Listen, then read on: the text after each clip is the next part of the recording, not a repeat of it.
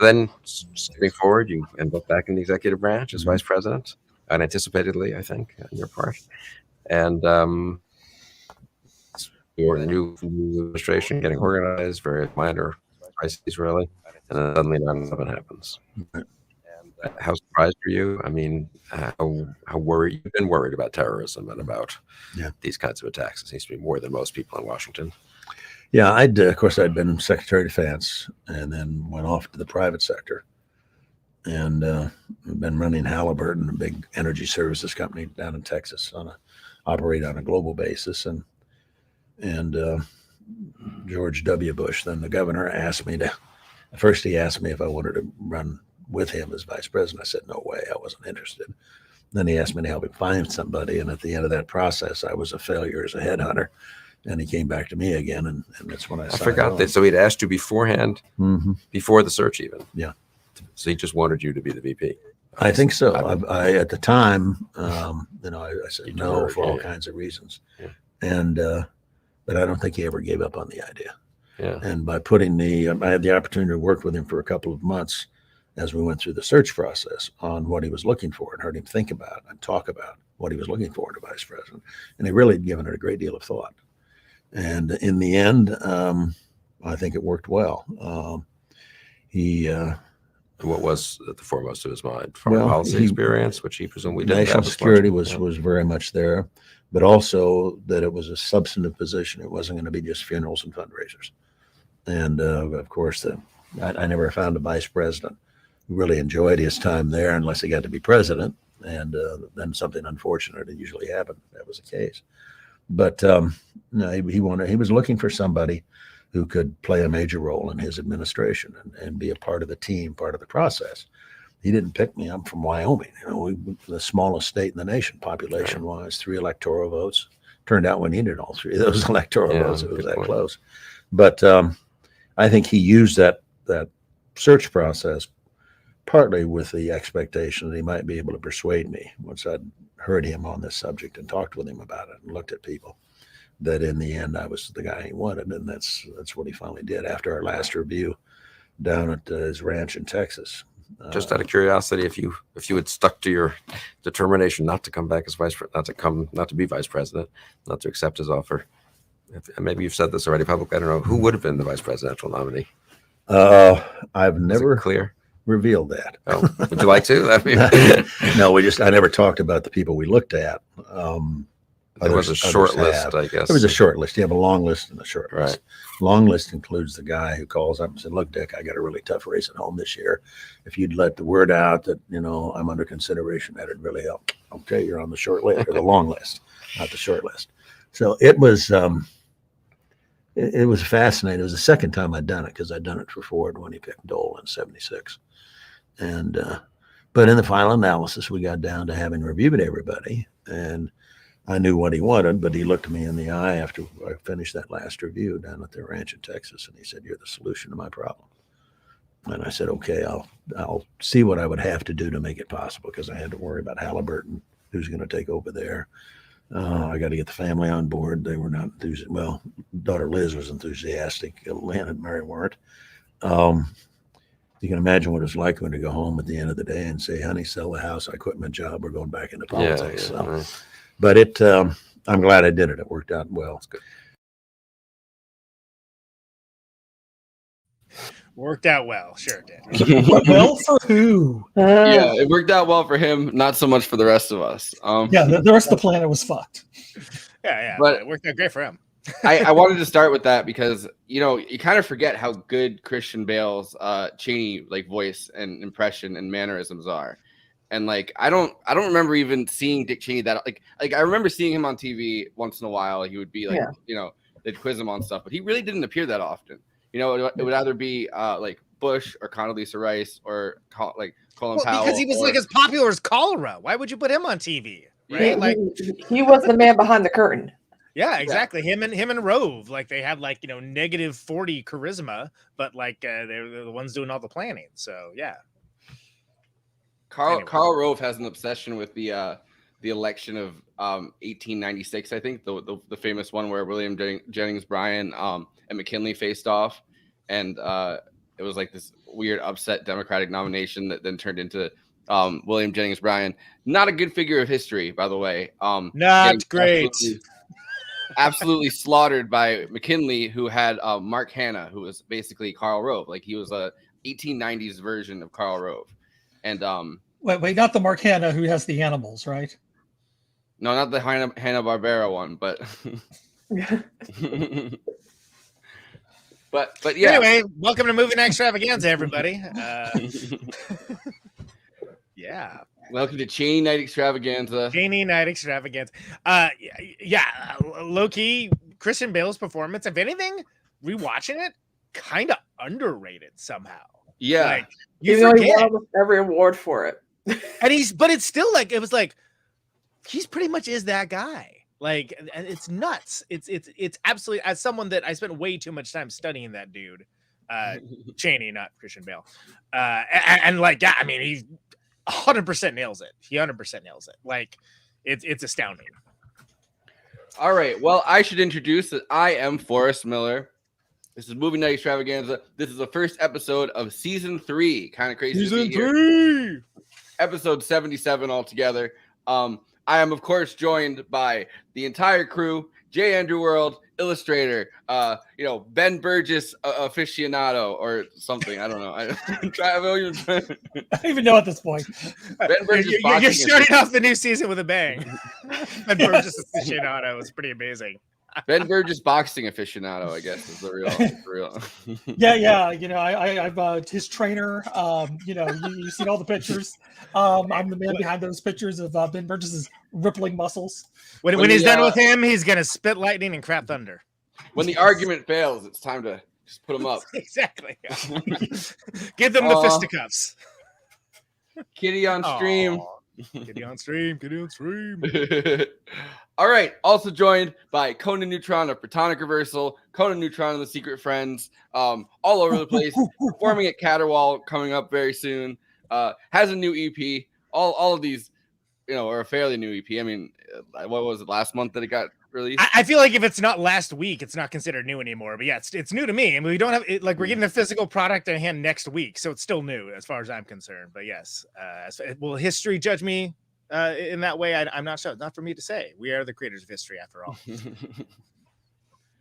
Stoked to be talking about this. I forgot. I think on rewatch actually like this a lot more, but we'll get into this later on. But yes, very. I mean, it's fascinating to have bookended this, right? Like American Psycho, which is like this is also another version of American. Like, Christian Bale. I was thinking it is a different kind of American Psycho. No, so this is yet another character who embodies an American Psycho. I mean, yes. You mean this isn't a sequel?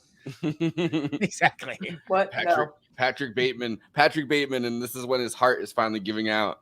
And I remember laughing my fucking ass off in the theater that one time, like when he goes down, when he first gets into I think it's when he first gets into the Nixon administration or Congress. I don't remember. And he's like, "I'm having a heart attack, you idiot," or something. Yeah, it's great. Classic Cheney. Classic Cheney. Love to laugh. Love to have a good time. He's known for it. And of course, we are joined by Kristina Oakes. We invited her on officially as the fourth mic, as a at least semi-regular thing. The show just keeps growing and growing. Yeah. Soon we're gonna have as many hosts as does. Chapo. She's gonna redefine the role of the fourth mic. Executive mic authority. All right, so I'm gonna play the trailer so we can get into talking about the movie, because I wanted to start out with the Dick Cheney clip, because I kind of had forgotten how good the Christian Bale impression really is. And of course, Christian Bale is always an amazing actor. But I think he really shines through in this role, and he gains 40 pounds, which is kind of an impressive feat and very unhealthy for the human body. But yeah, this and the mechanic. Yeah, 100. All right. The machinist, Andy. It's not called the mechanic. Oh, the machinist. Yeah, I'm just screwing up every title today. For the mechanic, he's Christian Bale fixing cars for 3 hours. Remember when he was in Mike and the Mechanics? Really remember that movie? No, yes. Andy, we don't. It was in the That's living the one years. where he's a Come on. mechanic and he's real skinny. Oh. I love that That's song. right. The I man by the Covers. remember seeing that trailer with the song and with just the cut scenes and everything. And I remember just being so hyped to watch this movie when it finally came out in theaters. I don't even go to movie theaters that often. I usually wait for things to come out on streaming because I'm not, I don't have big money like that. Like it's getting to be like $15 a fucking ticket. So It is pricey. Stuff does cost more than it used to. You're correct about that. What's funny? So then let's go through initial reactions. When I first saw it, I was like, "Why in the name of fuck would you make a movie about something that just happened?" Without realizing, of course, that no, that did not just happen. That had been it was a decade. Yeah. It was a Thinking of decade apart. a full decade later. And of course, you're I thinking say, of W, And which of came Dick out, like, Cheney of all people. right out the same year Obama was elected. well, that was too early. But again, yeah. What at the time, 2018 is when this came out, right? So 2018 is when this came out, and that was when we started to see like the real end of memory, where it's like recency bias turned into like what happened last month or last week, as opposed to like what happened last year. Like things got on a very accelerated timeline, largely due to 45 running around and as shocking and awing in his own way. Just throwing as much stuff out there as possible, that people started to experience time differently, and also like we're less interested in digging into recent history for things that weren't happening, the current atrocities and things that were horrible. They weren't as interested in it because to the point that some of it was even whitewashed, like, oh well, was it really that bad? It was like, yes, it was. Yep. Sit down, child. And none of the worst parts of it have been, have ever been like revoked. None of the worst parts of it have ever stopped. Right? The AUMF still in full effect. They vote for it every single time it comes in front of them. Patriot Act has still been in effect. expanded. Will never go away. Will never go away. Never. Yeah, And Joe also, Biden bragged about coming up with it back Sure. in the 90s before it actually got enacted into law. So Also, he's you could not learn gonna get rid about of Frank Lutz and all the how conservative think tanks operate. Global warming versus climate change, all that good stuff. Fracking, all that. and most importantly, half of the project of the American century, like the architecture framework behind the entire Bush administration and the entire new conservative agenda, are on MSNBC now. Yeah. Cool. The liberal network. Yeah. Like So- No, so. they've really refurbished all of MSNBC. Yeah. the vaguely anti-Trump, the vaguely I think Trump was kind of gross. Neocons have all gotten swept up into the MSNBC lineup. Yeah, we Honestly, don't care that's about actually- the actual policy. We just like, oh, he's gross. Exactly. I believe that's actually why I kicked off Facebook, is because somebody was posting about one of those ghouls from the Bush administration, and like they're getting married, and it's just like, what does it matter? Let's actually talk about something more important than Yeah.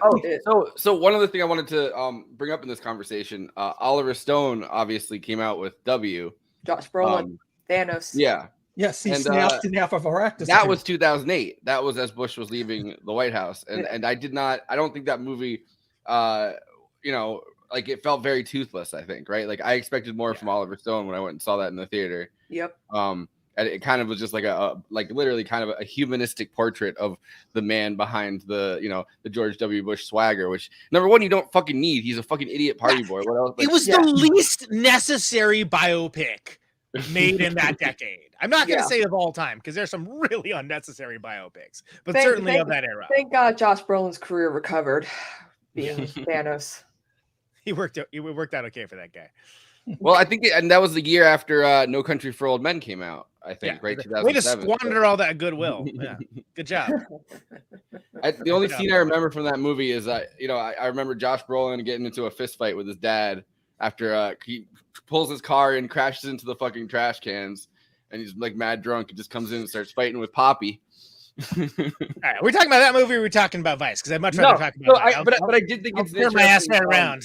An interesting chronological point, right? Like I think it's a fascinating chronological point. Number one, because Adam McKay has fascinating politics. I think he's kind of I mean, he's definitely like a liberal, but like he's definitely smarter and like kind of more on top of things than most liberals are. Like I think that he's kind of a brilliant guy. And it's funny, you see like Anchorman and stuff, which is like, that is a good satire, but like it's not satire in the way that his recent stuff has been. It's not abjectly political, and it's more of a farce, probably. I guess. Yeah, or The Other Guys, which is my favorite film of his. Yeah, I love that movie too. But then, like, look at The Big Short, right? Which is the one right before this. That's where, like, you start to see like his interest in exploring these kinds of topics, but doing it in a different sort of way, filmmaking wise, right? Not necessarily just doing the straightforward story, but finding new and interesting ways to put that forward and make it, not boring. Like make it not something you might expect to see, which I've grown to appreciate more and more, especially. And I think he did that very well. And the very controversial. That was 2015. So that was 3 years before? That was like 7 years after the market crashed and we kind of went into this recession. So I think that's well timed too. That was not too soon for sure. That was like 7 more movies like this, please, whatever it takes for people to understand how badly we got boned and how nobody went to jail. Great. So this is something that happened around the time that I pulled a few clips of like just stuff that happened.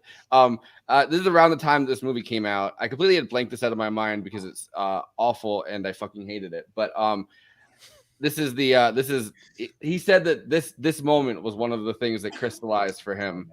I'm getting angry already. Oh God. So he said this is one of the things that crystallized for him, that he needed to make a movie about the Bush administration because our memory hole was like, closing rapidly. Man. Yeah. So anyway, so we get to sit in this very fancy suite because he owns the whole place. So his suite is fancy, and he's got fancy friends. And I don't mean fancy like Real Housewife fancy. I mean like fancy. Look, I took a video of who was next to me.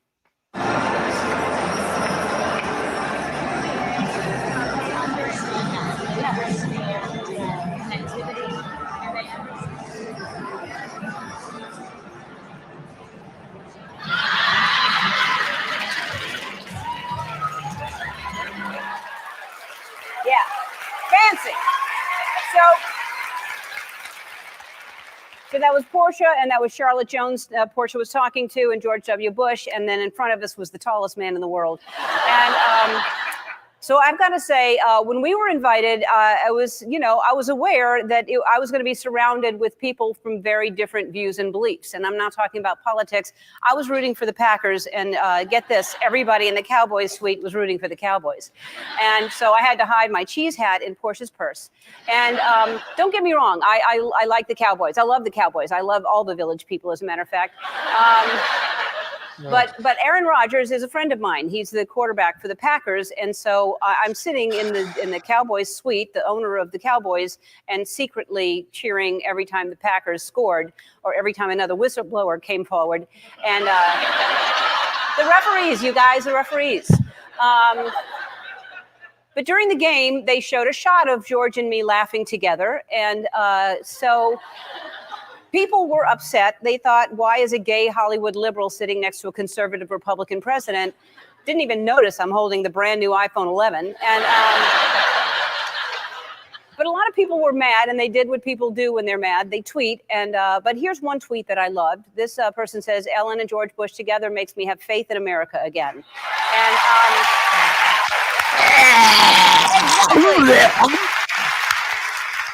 here's the thing. I'm friends with George Bush. In fact, I'm friends with a lot of people who don't share the same beliefs that I have. We're all different, and I think that we've forgotten that that's okay, that we're all different. For instance, I wish people wouldn't wear fur. I don't like it, but I'm friends with people who wear fur. And I'm friends with people who are furry, as a matter of fact. I have friends who should tweeze more. And I have, but just because I don't agree with someone on everything doesn't mean that I'm not going to be friends with them. When I say be kind to one another, I don't mean only the people that think the same way that you do. I mean be kind to everyone. George W. Bush doesn't want her to exist. Yeah. I mean, like I'm sorry, that every single time I watch that, I get pissed off. Yeah, I successfully blanked it out of my mind that it happened. And then I was watching I watched a bunch of Adam McKay interviews, and he was talking about that, and I was like, all right, I guess I gotta pull that. Quick story about that little George W. Bush, Ellen DeGeneres situation was the fact that Dakota Johnson invited Ellen to a Christmas party or some type of event, and Ellen, when she went out, I was like, how come you didn't invite me? She was like, you were hanging out with George W. Bush, and she's like, no, I wasn't. And I'm like, yeah, you were. You went to hang out with George W. Bush and not attend my party that I invited you to. And So but I mean, so- there's levels to that, right? The level is number one, Bush was trying to make it constitutionally, like put in the Constitution that Ellen couldn't get married, like gay people couldn't get married. Trying Or to Dick like, Cheney's not just own daughter. not just strip away those protect. And I do want to talk about that, later on with this movie, because I think it's kind of a fascinating part of this movie. But like, he doesn't want her to exist. He doesn't want her to get married. He doesn't want, like, he wants everybody kind of to be in this incredibly like right-wing theocratic situation. So when she's kind of like, well, he feels a little bit different than me, that feels like it's something that probably should be like, oh, well, maybe that's the line. Maybe the line is like, like, if you want to constitutionally make my life not, like, the life that I have not exist, maybe that should be the line of It's like Will Smith, hanging out at the at a box with David Duke. It's the same thing. Yeah. Speaking Also- of which, how he's being treated right now is pissing me the fuck off. Anyway. But Conan, I want you to speak. Oh, Sorry. yeah, the ship sailed on the thing I was going to say like 3 minutes ago, but like it was a horrible joke about beheading, but it was pretty funny, but it's not going to make any sense now. She's a hack too. She's also just not funny. Like she's occupying space because of her identity that could be taken by someone far more talented and deserving. And I've often thought of Ellen as a hack, and I am using that term in the classical sense. Was it to say that she's like terrible? But it's pedestrian. This humor is pedestrian and quite frankly unnecessary. So the fact that she, well, that's the place I was going to go with it, is that the fact that she's using it basically to codify and the elite mainstream media, traditional media narrative of, really, the problem is that, like, we can't hang out with each other. That's the problem. All these people that literally only hang out with each other, all these bloodthirsty maniacs that turned on Biden the second he actually did the first good thing he'd actually really had done with any sense of scale, and gotten the hell out of these pointless wars, right? So it's just this, oh, well, all we have to do is hang out with each other, and I didn't even know it's got the iPhone. Man, die in a fire. And I mean that. Like, and this is no John Barber, he should be waterboarded, but like, seriously, we don't need you and we don't need this. Like, and I mean, it takes a lot for me to pay attention to someone like Ellen DeGeneres. Let's be explicitly clear. But yeah, that is actively harmful towards culture. Thank you. Yeah, and there's also kind of the really dumb, and this is kind of pushed over and over again by MSNBC, and it's pushed by like the liberal, I guess, intelligentsia, kind of the idea that just because something is bipartisan, right? Just because people are of different political ideologies hanging out, it's inherently good. It's inherently like productive, and it's not. Yeah, you should be scared of bipartisanship. Like if somebody Yeah. says this bill's bipartisan, you should be freaking the fuck out right then. Because everybody's drunk on the West Wing, Andy's nemesis Aaron Sorkin, like, poisoned an entire generation of politics. But we're also railroading our newest regular, Kristina. First of all, you look lovely tonight. Also, thank you for coming on the show and being a regular. And what were you going to say? Oh, well, I was just gonna say, like, with Ellen DeGeneres, it's just a whole facade and whatnot. And also, too, I forgot who wrote, speaking of the West Wing, someone wrote an article about how the West Wing just, like, fooled or like hypnotized liberals, like, in a bad way. And I wish I found that article, because I think it's very recent and makes sense. It's like, There was a couple from Current Affair. I think Nathan Robinson wrote one. Yeah, that's what it was. But it's just so like you see people like, oh, George W. Bush, you can tell he's a good man. I'm like, how? Dick Cheney's such a good man again. Well, people say that about Biden too, right? How? Like, the thing is, like, oh, like even Oliver Stone kind of has the thing where he's like, oh, I could tell Joe Biden's like a good man deep down inside, and it's like, it's not someone you're ever gonna get into the same room with and have a conversation, and even if you do, like, that's an aesthetic thing. That's not, like, you're okay. Sure, but like, look at it from the perspective of how Bush got elected. On the one of the thinnest margins ever. Technicality called Fox News. Well, absolutely, but really, it's not just that. He also, Al Gore picked censorship mogul Joe Lieberman as his running mate, as basically a thumb in the eye towards progressives. The original Joe Manchin, pretty much. I mean, Joe Manchin times 5. Speaking of someone that was there. Okay, let me finish my point before we immediately comment on it. All right, so the point is, the whole thing was, oh, I want to have a beer with this guy, And that's one thing I will give Sorkin this. There's a allusion to that, not an illusion, in a West Wing episode where basically the idea is Martin Sheen's president is like, well, you shouldn't be ashamed to say you're an elite, blah, blah, blah, this and that. And like, it's wrongheaded, it's Sorkinized, so it's ridiculous and awesome. But the whole point is it's a commentary on that I want to have a beer with him kind of thing. It's like, well, there's people you want to have a beer with. I wouldn't give them, the nuclear football, frankly. So ultimately, it should never have been that close. And there's a lot to be said for that election, and there's other movies that basically just covered that are way better. But the fact is, it was brilliantly executed by the cabal of people, and it is a cabal that all were planning for this thing for a very, very long time. Like, there's nothing about it's accidental. Like, look at Scalia pushing the whole court case, and where they're like, oh, we have to stop the votes, right? Which brilliantly executed in Veep, where they have stop the votes, no, count the votes, stop the votes, no, count the votes. They switched their signs. And we touch on this in Vice. Al Gore immediately conceded. Immediately conceded on TV, and then he unconceded. Yeah, and I remember hearing that live, and I threw something at a window. Anyway, I'm gonna take my concession, put it in a lockbox, and just it's 22 years later, and I'm still pissed. That's what I tell you, right? I mean, we've been mad for 22 years, really, is what the story is. I mean, like I'm always angry. It's the Hulk. How that election was determined, I was like, wait. So Al Gore technically actually won Florida, but the Supreme Court decided that George W. Bush was the winner because Fox News called early, and I'm like, what? Huh? And Saint Sandra Day O'Connor made the deciding swing vote. Oh, what a hero of feminism! Hey, I'm sorry. Fuck her forever. Yeah. It's enjoy rotting in hell, says the atheist. Yeah. And I mean, I think this movie, Vice, like to get. I knew this was gonna be like this. By the way, I knew it was gonna get all worked up. Sorry, everyone, but this is but I think Vice kind of perfect movie. I think Vice hits on a lot of these points very well because number one, I think Adam McKay is kind of a brilliant guy, and he's able to he kind of has the whole Roger Ailes side plot in multiple scenes where he kind of shows the development of Fox News and the fairness doctrine getting repealed, and has the conversation between Cheney and George Bush Sr. where he's like, oh, thanks for voting on the fairness doctrine repeal. And then they I love that the Adam McKay thing where they kind of go to someone either as a news reporter or somewhere else, or the narrator, you know what I mean? I like when they break up that information because you don't feel like you're getting a bunch of information. You kind of feel entertained by it. There's a lot that's fit in here. Of that. Yeah, in that same way, there's a lot of like Margot it isn't Robbie done... in a bathtub giving us explaining everything to us about.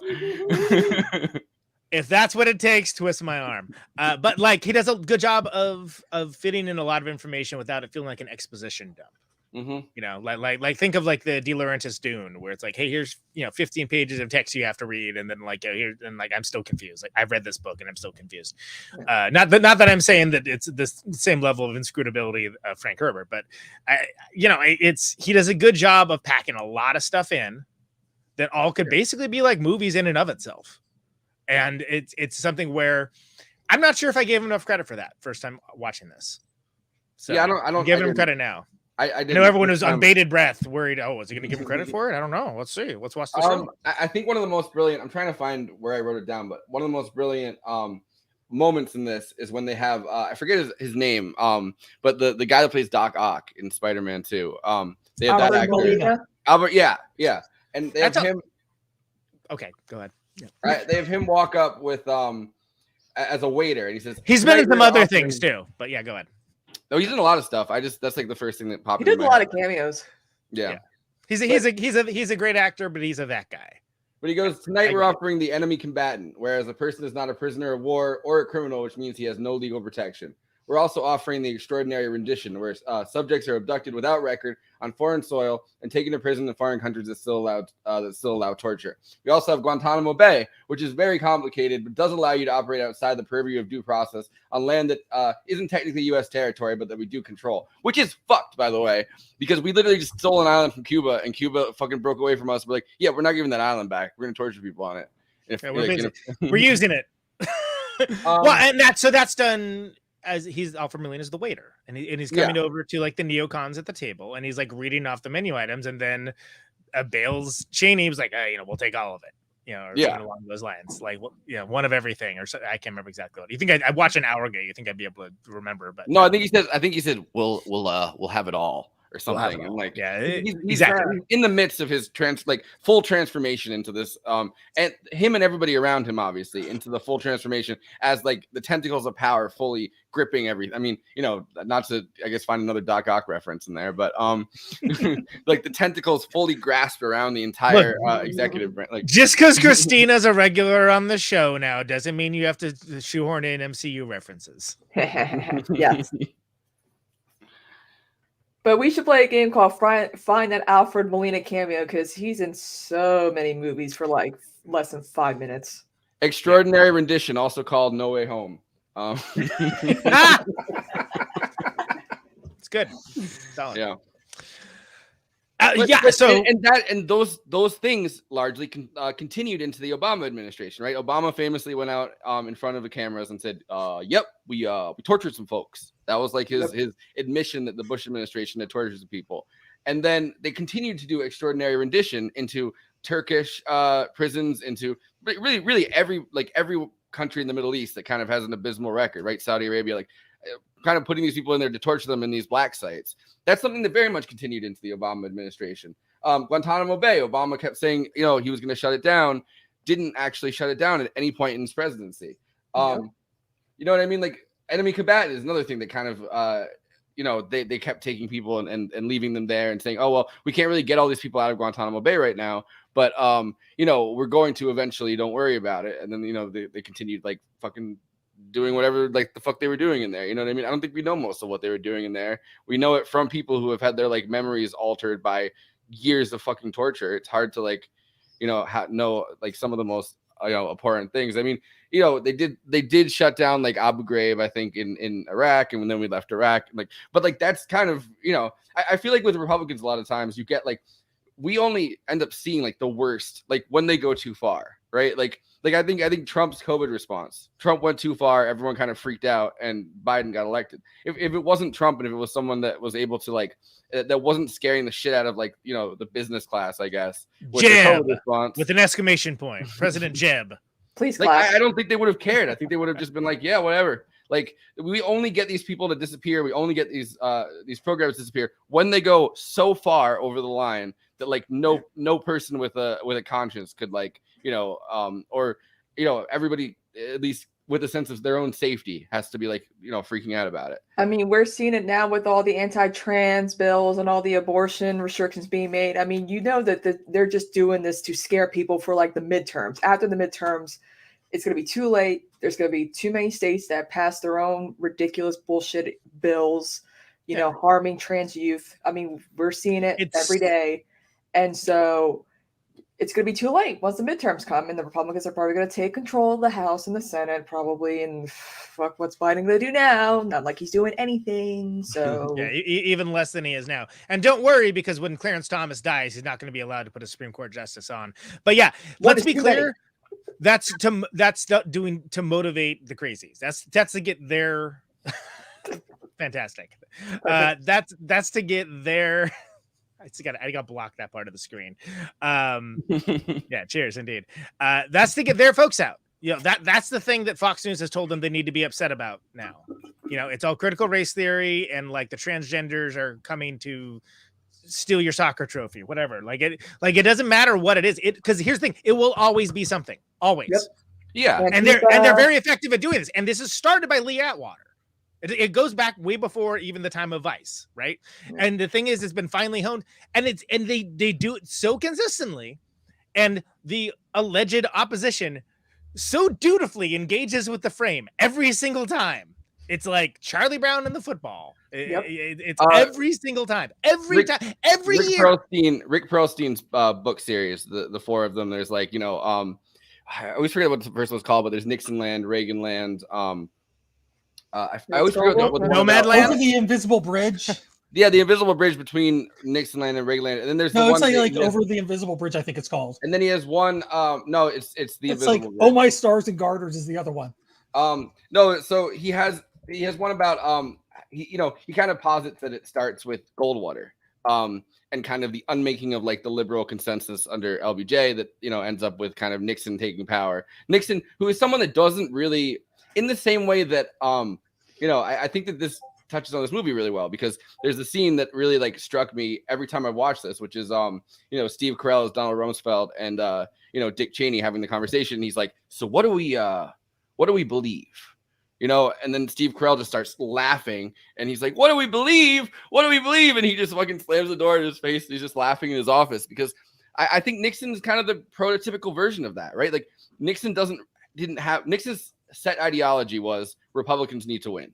I will do anything for Republicans to win. And then he kind of had an idea about multipolarity and like, kind of balancing out, China and Russia and our policies towards them and playing them off of each other. So like, he, but like, he didn't have a set ideology. There's a kind of amazing, the Eisenhower didn't really have a set ideology in that way either. And he had a bunch of economic advisors. And during, I think it was 1960 or 1959, I can't remember which one, but like right before Kennedy took power, there was a recession. Like the golden age of fucking American capitalism or whatever they want to call it kind of was starting to falter. There was a huge recession. Eisenhower picked the more conservative economic policy, but that wasn't a given conclusion, right? Like he didn't have a belief in that. He just decided, I trust this advisor more. I'm not like a numbers guy. I'll trust this advisor. And people were fucking upset because social programs got cut and all of a sudden they couldn't afford things anymore. And Nixon was terrified by that. Nixon actually was not a person who believed in austerity, because Nixon felt like austerity was something just wildly unpopular. And if Nixon was one thing, he was, obsessed with popularity. Yeah. Yeah. And by the way, the 4 books are Before the Storm. Yeah, that's the one I always forget. Invisible Bridge, and then Reagan and Reagan. Yeah. It's amazing how it took 50 years for the GOP to have such a grip on our politics that the left can't even agree on anything. I mean, but that was the case before anyone had a grip on our politics. Like leftist infighting has been around for centuries. Yeah. It's kind of we don't got billionaires backing up now.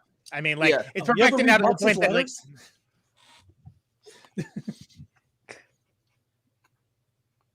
I'm quiet. I'm waiting for you, Conan. All right. Well, so somebody put up. I saw this show is a perfect example. No, somebody put up a chart of different Trotskyist organizations from the 1920s to 1940s, and there was a chart from Marxist.org, which is a really great resource if you're ever looking for books that you can't really find in a lot of other places. They kind of put them online, but there was a chart of all the organizational things, and every single time it went split, broke apart, turned into multiple organizations, split, and it was this crazy fucking web. of just hundreds of organizations that had come out of everybody getting mad at each other and infighting. Yeah. It was interesting when I watched this movie. It really got me into looking more into a lot of the operatives and a lot of the right-wing think tanks and whatnot. And I also watched, what was it, Give Me Roger Stone or something like that, because I was I'm too far deep into this. And then of course watching that documentary. That's a fucking weird documentary. It made me more furious too, learning about Roger Ailes and the media and all that part of the conservative world. And then of course with Vice, I'm God damn it. I just why can't we do that? Why can't we be like them, ruthless? Well, because everything is people's front of Judea versus the Judean people's front. Yeah. People we're obsessed with arguing about stuff that literally does not matter or advance power at all. No, and to the point that it's become that's become the destination now, is just to get the most likes when you dunk on somebody. Cool. You realize that none of that advances power, right? Yeah. Also, I wish Bombshell was better. The movie Bombshell. Yeah. I wish that was better, because if that had been a good movie, it had some good performances, but if that had been a good movie, that would have been very interesting. But it wasn't. It was not good. Not good. It's interesting how a lot of those movies came out in the same time frame as well. Yeah, I mean, I guess people just.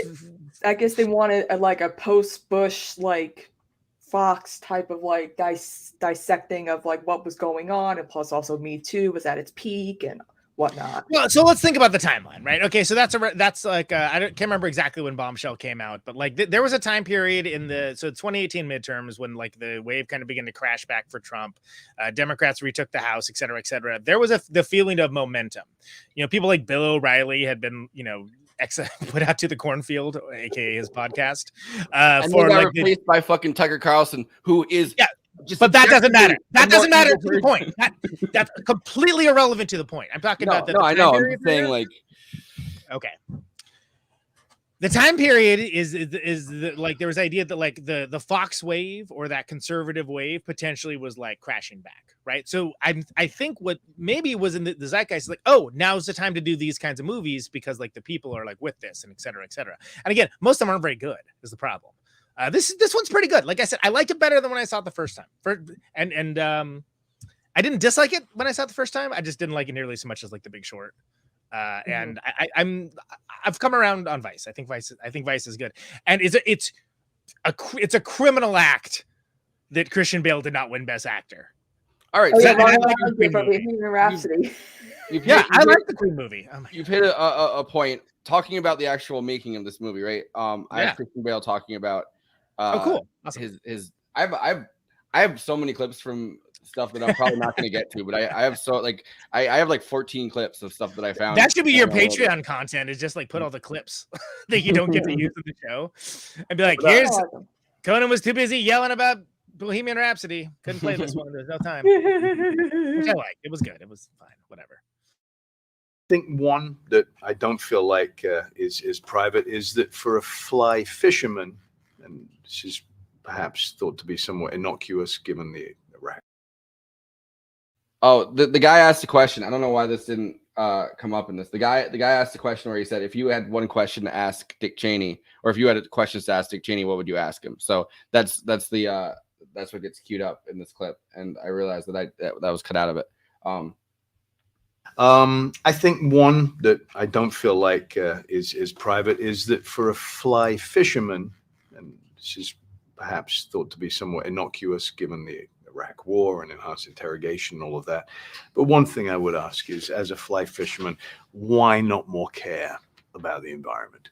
That's fantastic. That's actually a great point. I never even put two and two together. That's a great point.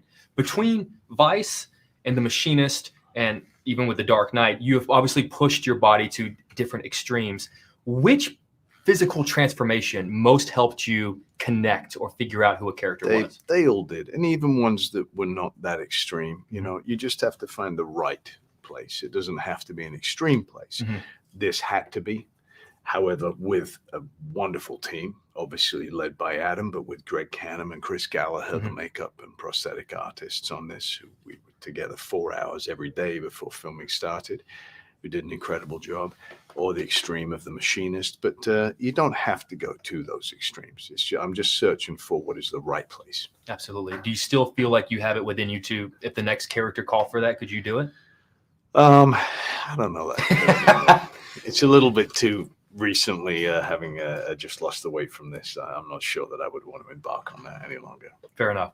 Whenever you are learning about this man and you're trying to discover really who he is and you're getting inside of his head, did you discover anything about him that made you respect him more or like him more as a person? As a father. Yeah. His unflinching, unhesitating support of his daughter Mary when she came out, even though that was not popular with his party at that time. He is very strong-minded, and he'll do what he believes to be right, and everyone else be damned. And that was an instance where that was a very healthy choice. And you do find that you know, nobody is all villain, nobody is all saint. To your point, whenever you walked away from this, obviously I feel like as a society, we still look at this man. I feel like we're always probably for the rest of time going to have questions about him and his motivations and why he did things. What is your biggest unanswered question walking away from this project about Dick Cheney? I think the big unanswered question, and it's not just about Dick Cheney, but it's about anybody who seeks the presidency, whether it's a president who I admire and like or not, is the question of the enormous ego it must take to think that they are the correct person to be president and to lead that many people, that anybody who has that belief in themselves should be questioned greatly about whether they should be given that amount of power. It should be almost someone who doesn't want the job. Yeah. Absolutely. Mr. Bell, my entire career, you've been very kind to me. And I really do. As a fan, I really do appreciate it. So really, thank you for your time. Congratulations, sir. Cheers.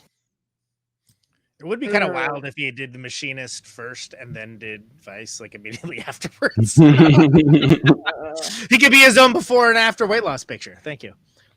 The last point that he makes about almost having somebody that doesn't really want to be president is kind of the feeling I had about Bernie Sanders, especially in like 2016, right? Like he's kind of someone who, it didn't seem like the presidency is something that he had thought about for a long time. He was kind of doing it to, we can push Hillary left. Like I think that was kind of the goal. That's how I actually spoke to somebody who was in the room whenever they decided to recruit Bernie to run for president. And that was actually the whole point of his candidacy was just to push Hillary left. We can push Hillary left. Why should we? They're like, why should we get Bernie Sanders? You only get he'd only get 2% of the vote. And he's like, exactly. But this is what the effects are going to be. Although honestly, also he in 2016, he didn't want to run to the point where he tried to recruit Elizabeth Warren to run against Hillary. Which is kind of nuts. It was her time. It was Elizabeth Warren's time. Just think, if she ran, she would have won. Here's the time. Second term. Here's the time, people. but like, again, we're only looking at this from like the modern perspective and things we know now. If you look at it at that time, she would have been the natural choice because she actually had the traditional media.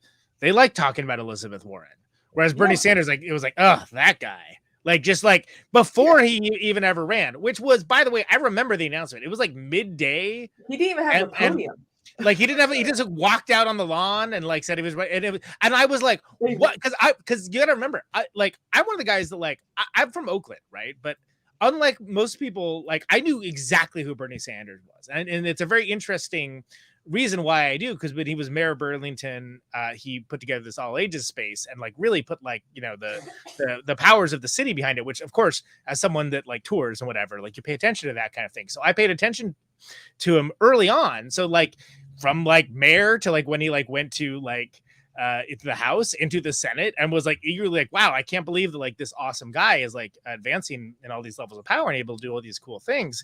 But like when he ran for president, literally the first thing I said is, first of all, that was surprising. I should find the Facebook post because I was like, first of all, that's surprising. Secondly, he could win. And everyone's like, no, Larry Lessig has a way better chance, which is hilarious. And I love Larry Lessig, but like whoever said, I just want to find that person. Larry Lessig come on the show. I think it was Cenk Uygur who said that at first. Well, and except for the fact that Larry Lessig literally said he's running as an issues candidate. I'm like, congratulations. Now no one will ever pay attention to you. Also, and by the way, put Larry Lessig on the Supreme Court. Also, Martin Larry Lessig O'Malley ran. Extravaganza. Martin O'Malley ran. He was the that's why you. Which actually does tie back to Dick Cheney, because Martin O'Malley tried for 2 years to get gay marriage passed in Maryland, and the first year it failed. The second year, Dick Cheney came in to help him, and he talked to all the Republicans, and were able to bring some Republicans on board to pass gay marriage in Maryland, which wasn't talked about until after the vote. Base Cheney. Tommy Carcetti, right? Carcetti. Yeah. I was going to say that he was the inspiration for Carcetti, and fucking. And that's true too. Like you know, the actors. I mean, you know this because you watch fucking Game of Thrones, but that actor is like Irish, which is crazy. I didn't know that. Yeah, until, he's really good. He's really, but wait, the line that I was going to say was like Larry Lessig, come on movie night extravaganza, and or be appointed to the Supreme Court. Thank you. That's what I was going to say. But because he would be amazing on the Supreme Court. The other guy was Thomas Chafee, Fortnite. Right? Let's go. Okay. The other guy was like Lincoln Chafee, who couldn't decide. Yeah, whether a libertarian or a Democrat. I'm pretty sure. And Jim Webb ran for like a week and a half as well. Oh, and yeah, like Virginia, right? He talked about like killing one of his enemies, whatever, and everyone's like, "Whoa, that dude is creepy." He's insane. Remember when they had a podium out just in case if Biden were to come out for the debate? Oh my god, that was hilarious. Yeah. And now But look, no, but it is funny. It is funny the Jim Webb thing after hearing the line by Hillary that she's like, "We came, we saw, he died," and like I would like to see a showdown with like how murderous the two of them are. I killed him. I mean, I'll go with the guy who was literally in a war, but I don't know. Again, Yeah, talk he to also certain areas of the said he, internet. The Clintons did their share, right? But anyway. he was part of the Reagan administration too. Yeah, You know, no. Well, the Clinton thing is like kind But he's of, also the only dude that could have won in Virginia too. Like, wait, was it? It's Virginia. Not, yeah, Virginia. West Yeah, Virginia. West Virginia. Virginia's weird. No, it was Virginia. Yeah. I was in Maryland at the time, so I Yeah, remember. well, here's one of the reasons why. Because I actually got on board with like recruiting him to run for Senate, and he was the perfect dude to run for Senate for that state. That said, the idea that like he would ever be like, I'm going to run for president now, it's just sort of like that guy is apparently, from people I know that know that guy, they're like, he just does whatever he wants whenever he wants, and we have no idea what he's up to.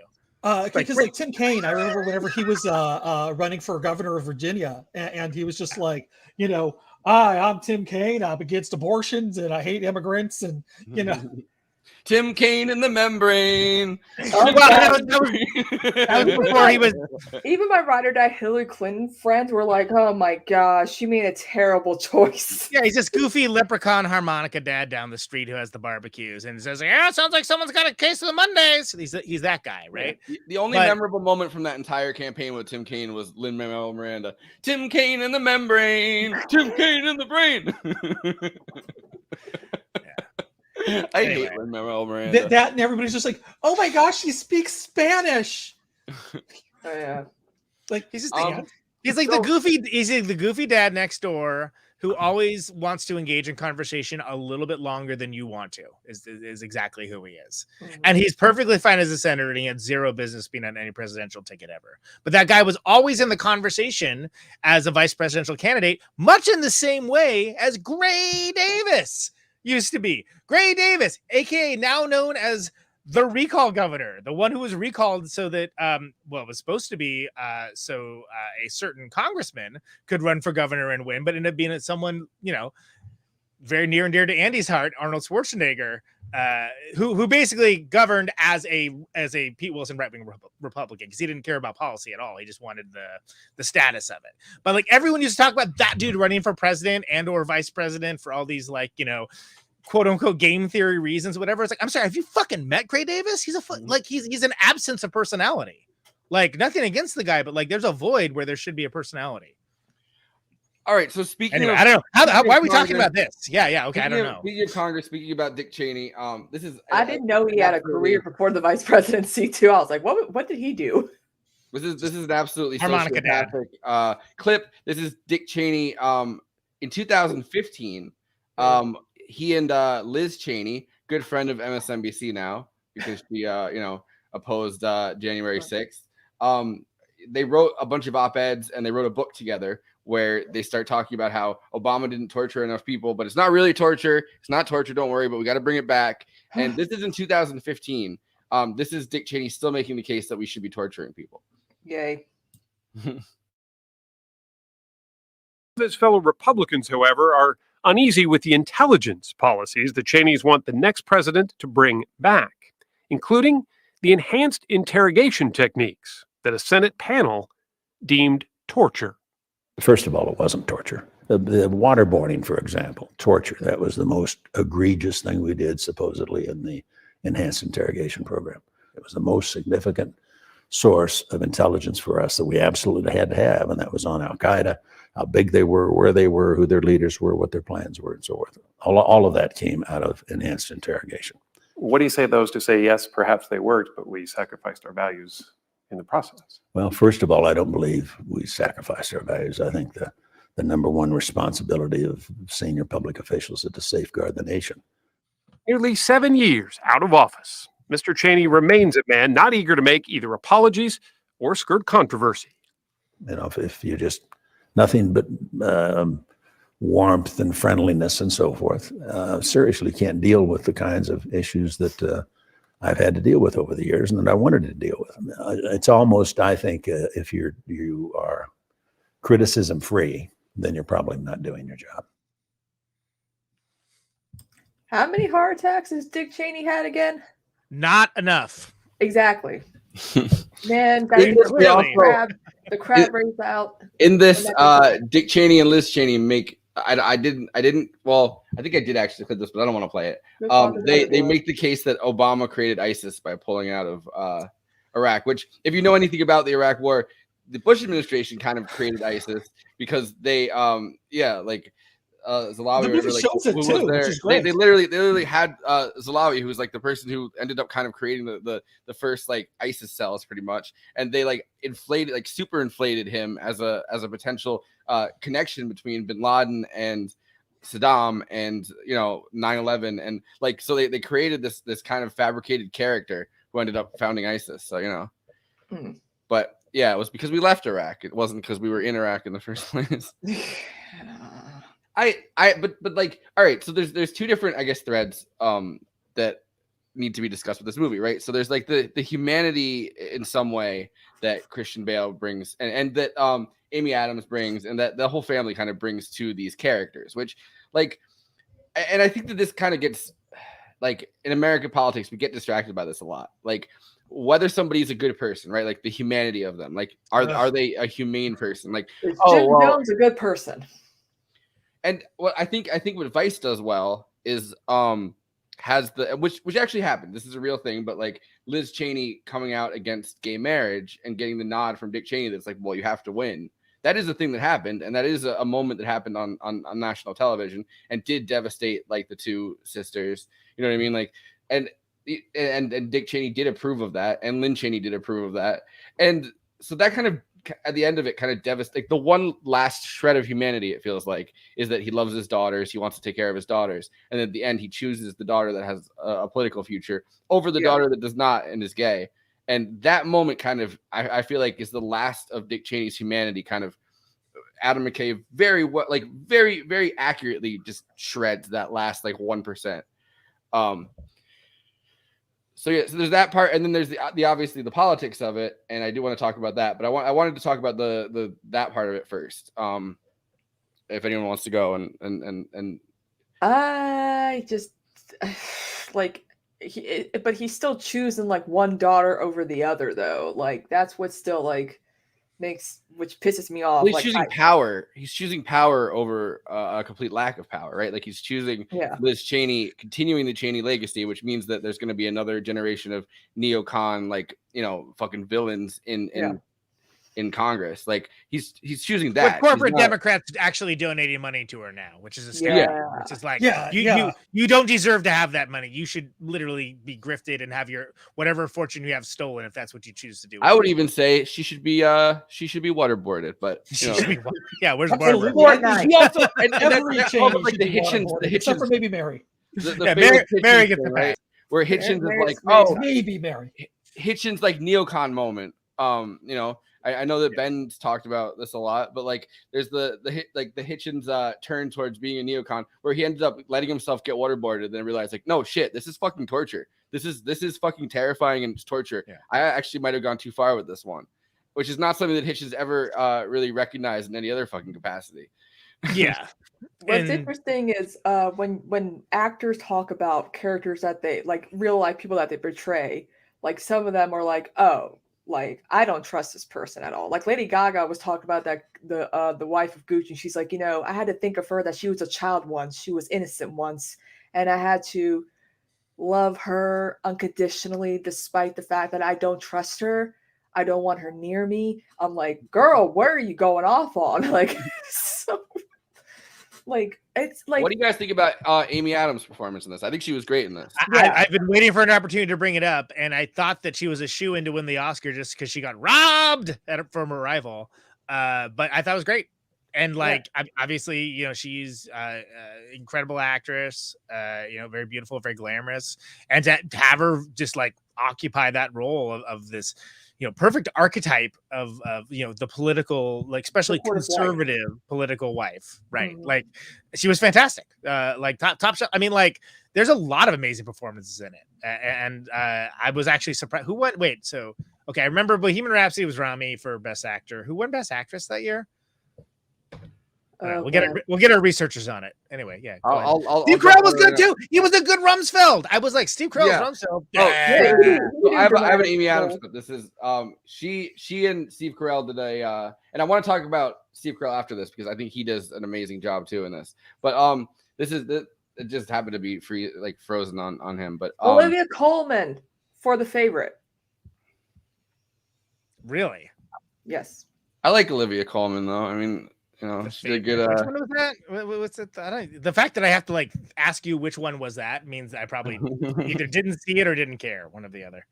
But we'll sort it out by the time the clip's over. She kind of killed it both in The Crown though, and she killed it in Hot Fuzz, where she's making those fucking dirty jokes to Sean Penn the entire. Oh, she's awesome in Hot Fuzz. Yeah. Well, Olivia By the way, Colman's we great. haven't done any Sean Penn and Nick Frost movies, and those are some of my favorite. Sean movies. Penn. Or not Sean Penn. Wow, Sean. What's his name? Fucking Sean. Sean. What the fuck is his name? Sean Connery. Sean Connery. No, Sean. Oh, maybe I'm just thinking of Shaun of the Dead. No, what the fuck is Simon Pegg. Simon Pegg is the guy's name. Sean Penn in Hot Fuzz fuck- is a totally different movie. Yeah, it would be. As would Sean Connery. I was talking about Sean Penn with somebody yesterday. Okay, I fucked up the name in my head. I'm not good at names on the spot. Leave me alone. I know it's not Sean Penn, CIA Sean Penn. The only thing that would make Sean Penn in Hot Fuzz better is if he was his character in Fast Times at Ridgemont High. I think him now as I think Sean Penn now is the guy that went to Ukraine in the middle of the fucking war to make a Vice documentary. Yeah. I think that would be a really funny Hot Fuzz. But let me play this clip.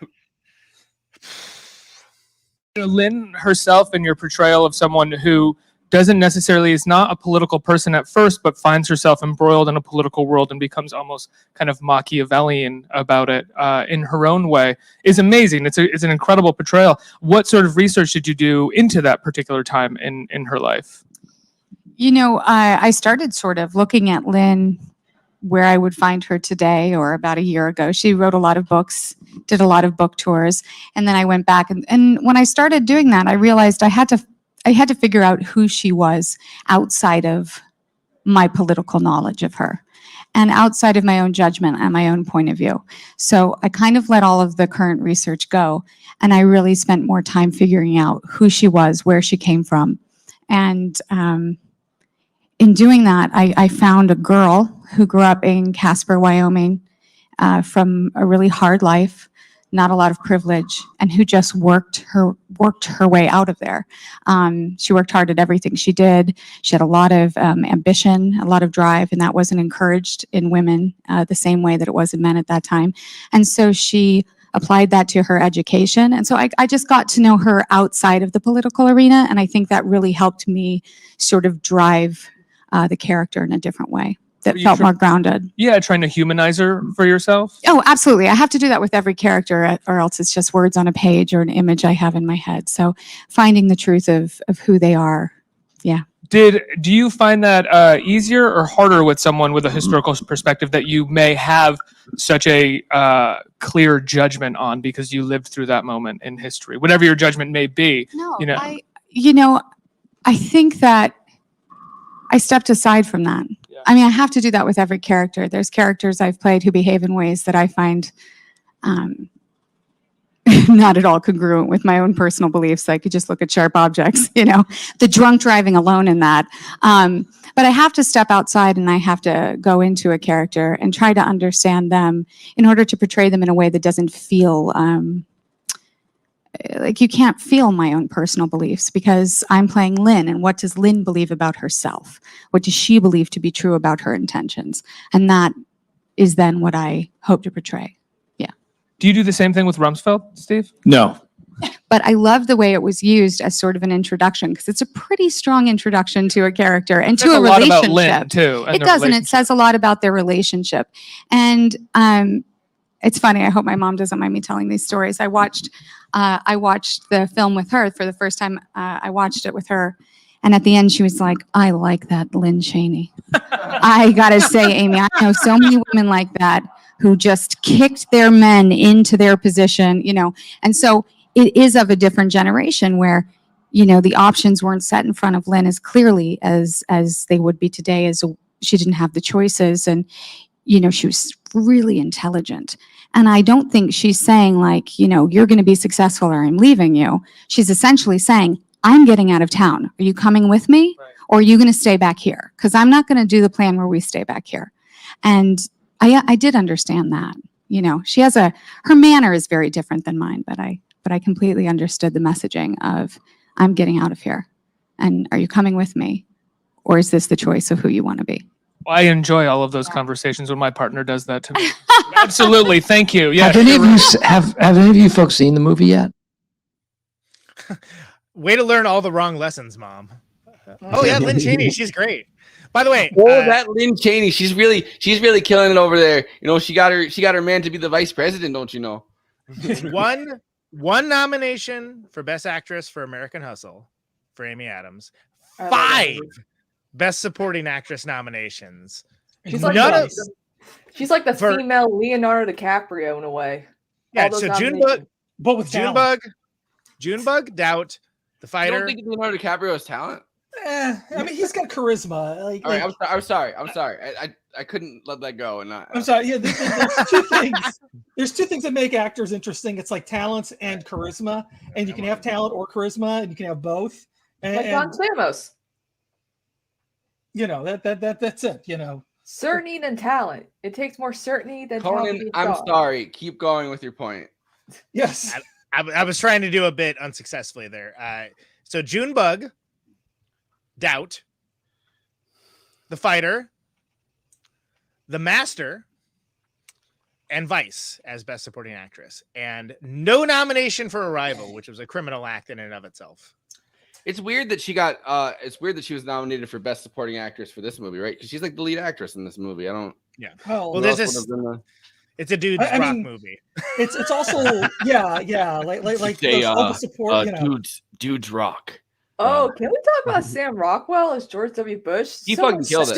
So good, but also, would you agree that he was basically doing the same character in Hitchhiker's Guide to the Galaxy for his version of Zaphod Beeblebrox? Because I totally think that was his version of Bush. More or less, yeah. Or his villain in Iron Man 2. Like he's so good. I remember watching Charlie's Angels for the first time and just falling in love with him. He got nominated for this for supporting actor. Yes. Did not I actually have the complete list if you want me to kind of run down stuff.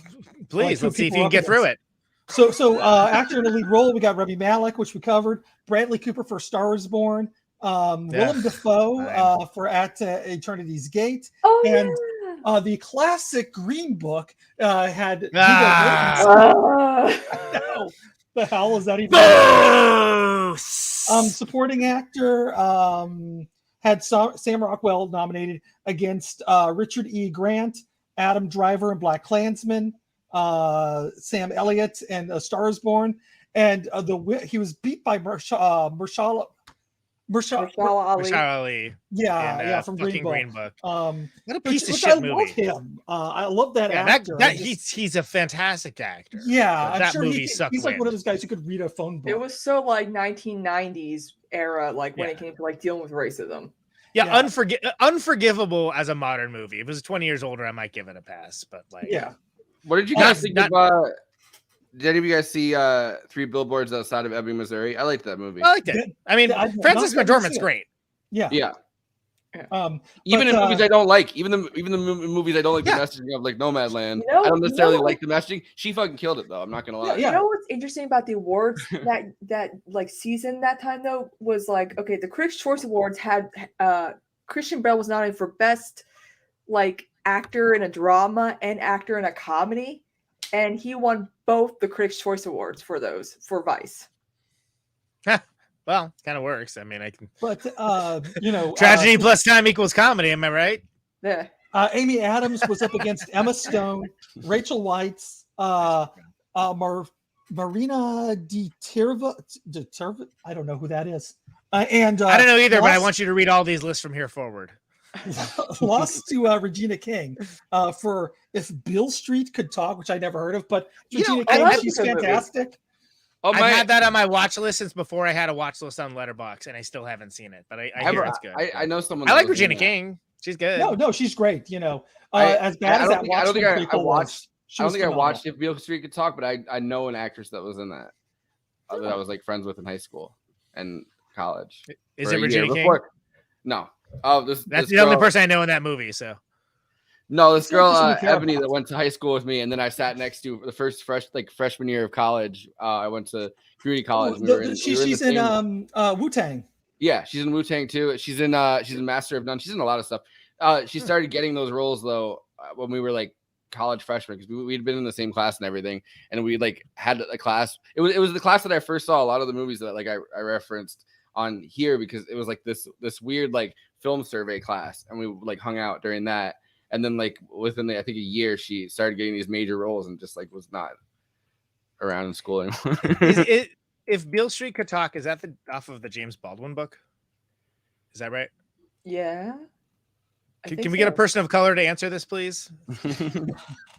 Or at least somebody who sounds like they know what they're talking about. Yeah, they don't have to know what they're talking about. They just have to sound like it. Literally, I've never heard of the James film Baldwin's until- 1974 novel, the same name. Okay. Yeah, I thought so. Okay. Yeah, no, I have not heard of this movie before tonight because apparently I was not paying attention. I don't know. There was a great place called the Beale Street Pub in SF that I would go to my lunch break that had a fantastic hamburger. But and for some reason I always think of those hamburgers every time I saw that movie title, and I'd be like, I want a Hamburgers hamburger. could talk, you know? If hamburgers could talk, exactly. That's where Neutron goes, you know. They'd say, stop, what are you doing? Stop eating. Stop eating me. Which, by the way, that movie was not nominated for Best Picture like Vice was, because Vice lost out to Green Book. So did Black Panther that year, which probably was the obvious choice. Was I'm Black trying to Panther. remember. I think it's The Sopranos. One of the actors in The Sopranos was the guy that the Green Book was based off of. Hold on, I'll look this up really, really fast. But was it Big Pussy? Oh. What's that actor's name? I can't remember. He's forever a big pussy for me, and So, will be like- till the day he dies. So you guys know, like with Adam McKay, like he was Carmine Senior. Tony Lip. That's the guy's name. Oh, okay. Yeah. But you guys know how with like certain directors, they frequently like collaborate with a lot of like certain actors. I forgot Tyler Perry was in this movie as Tyler Perry is Colin fucking Powell. Everybody, Yeah, and unrecognizable almost, right? Like so when he got his Oscar, I think it was last year when he got his Oscar, basically for being a good dude. Yeah. like seriously, like someone explain to me what that Oscar awarding was, because it was basically like, we think you're a good guy, you do all this good stuff. Here's an Oscar. Honestly, though, like Tyler But Perry he was really an good as actor- Colin Powell. Yeah, he's- in Star he's a Trek, good the actor. very first Star Trek, J.J. Abrams Star Trek movie. He was in Don't Look Up too, and He was in Don't Look Up. That Yeah, was a good no, role. no. He's Like, you know, he's good. You know, If I would have fucked with them though if I was Tyler Perry and I got to go up on stage or something. I would have fucking dressed up like Medea, gone up and like accepted my Oscars and like, hello. Also, too, Justin Kirk as Scooter Libby. Yeah. Oh, that's right. I forgot about that. Yeah. And Adam McKay was actually nominated for Best Director too. Yeah. We should Yeah, but throw that in there. Tyler Scalia. Yeah.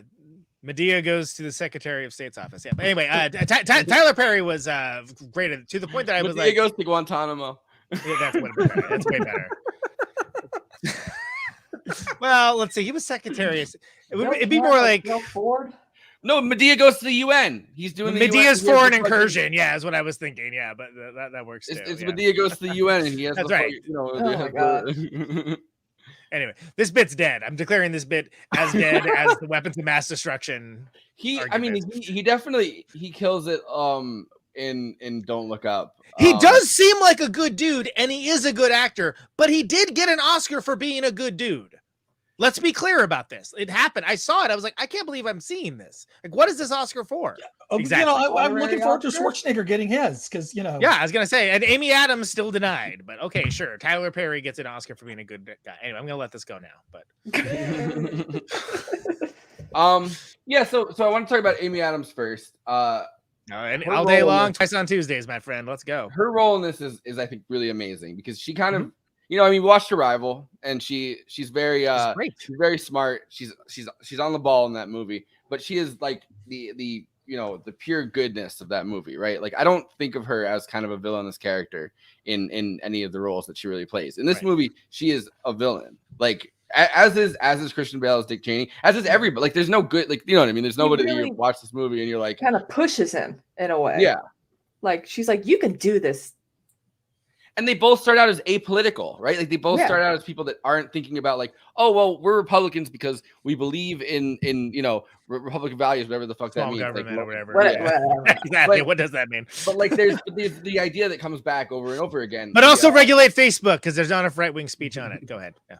No, there's like the idea that happens over and over again in this movie where it's like, oh, Dick Cheney thinks of himself as like a servant to power. And of course gets obsessed with power and then wants power. But he thinks of himself throughout the course of this movie as kind of a servant to power. And she thinks of herself, I think, the same way, pushing him into it. Like, he goes to take the vice president slot. She's like, yeah, well, I don't think that has enough power, which is, historically speaking, has been the ruin of a lot of really great politicians, not in the sense of politicians that have done good things, but politicians that are very good at the art of politics, right? Like Teddy Roosevelt was pushed into Teddy Roosevelt was pushed into the vice presidency, McKinley's vice presidency, because in New York State he had been governor and he had also been attorney general, and he was like, he was kind of fucking with Tammany Hall and like trying to get them to actually like stop being corrupt, and they were like, oh, we don't want a crusader within any of these institutions. Put him in the vice presidency. He's a young guy. He was very young when he got appointed to that.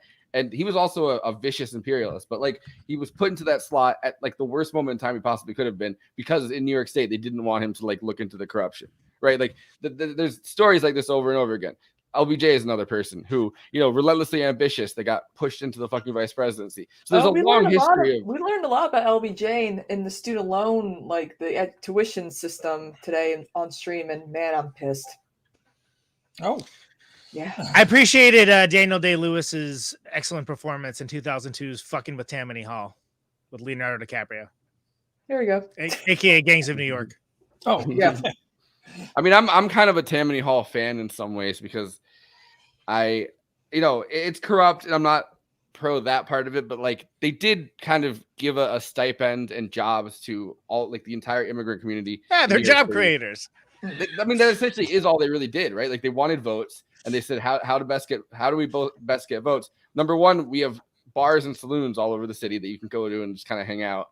And number two, we'll pay a stipend to like income to immigrants that can't find another set of jobs. But what's so interesting about like this film specifically is I learning just about Dick Cheney's history and how he came to be like this power hungry, like megalomaniac type of persona. Because he was like, gosh, golly gee, I don't know what the fuck I'm doing, but oh man, Rick, I don't know what's going on. You learned. Going from where he was in the beginning of his life in his career to where what he became, like. Well, and as much as I have very recently talked about the extraordinary length of this movie and bitched about it even, but just being surprised by it. I like that it goes into the early history of the fact, like his multiple DUIs when he was still like fucking around in Wyoming and like working as a lineman and stuff like that. Like, because the thing that contrast that with like Bush, who was like whatever, they did their best to insulate him as well. Ask Dan Rather after John Barber's done waterboarding. Yeah, I was gonna say we could get that answer out of him when you waterboard. Exactly. But they successfully shielded him from Bush from a lot of those things. But with Cheney, because his records were sealed, you just didn't know about that in any appreciable or verifiable way, which is fascinating. What's that? It's a little sus, if you ask me. Oh yeah, just a little bit. But I like that, like as much as again, I can hold two ideas in my head. This is a long ass movie, but it shows a lot as well, right? So it's like I appreciate that, like it goes so deep into the beginning of it, like the fact that he worked for Rumsfeld, right? And then like years and years down the line, he wasn't repaid that, and he repaid that favor. And like brought him into like the administration because that was part of his cabal. And that's again, people that don't remember anything past last week, look up the Project for a New American Century. It's all there. It's all there right on the internet. And when I say it's all there, I mean the entire neoconservative movement is literally all there. The Project for New American Century. I mean, it's also fascinating that a lot of these things are. I mean, the one moment that he really goes. Well, there's I guess a couple moments where he really goes for it, but like the one moment he really goes for is when he runs for Congress, and he's in Congress for like a decade, and he really does kind of push himself. He's not good at fucking running. I do really like the scene with Amy Adams, kind of going full fucking culture war and getting on stage and being like, you know what we do with our bras here in Wyoming? We wear them. Yeah, exactly. It's because like that does get to the heart of that rabid culture like, war. in my opinion, she would have been a better like person. Like she knew how to run shit. Like that was sure, like Lynn but it's the wrong Cheney's era. It was the wrong era, especially for the Republicans. But so does Dick Cheney, Yeah. right? Like Dick Cheney is a bureaucratic manager, and you don't get that. I don't think from like the 8 years of the Bush administration. He's kind of seen as this like evil, no pun intended, heart at the center of the Bush administration that keeps pumping fucking bile into it and like is in that full control or whatever. But like no, but what he was good at is being a bureaucratic manager. He was good at running bureaucracies. He was good at real like. There's the obsession with the unitary executive theory, which they explain really well in this, right? Like Scalia first being like, listen, the president can do whatever he wants. If the president does it, it's not illegal. And throughout the Bush administration, you heard these this double speak all the time, right? Like unknowns, known unknowns, like that whole thing. Or well, that was Rumsfeld. That was pure Rumsfeld like freestyling. Yeah, but they also had like it's not torture if we do it because we don't torture. Like they also have like if the president does it, it's not illegal. It's this double speak that the Bush administration kind of I haven't heard that outside really of those channels. And you get the idea that like first he's working for Nixon, but he there's these kind of circumstances that he seizes, but like he's not touched by Watergate, so he can get into the Ford administration.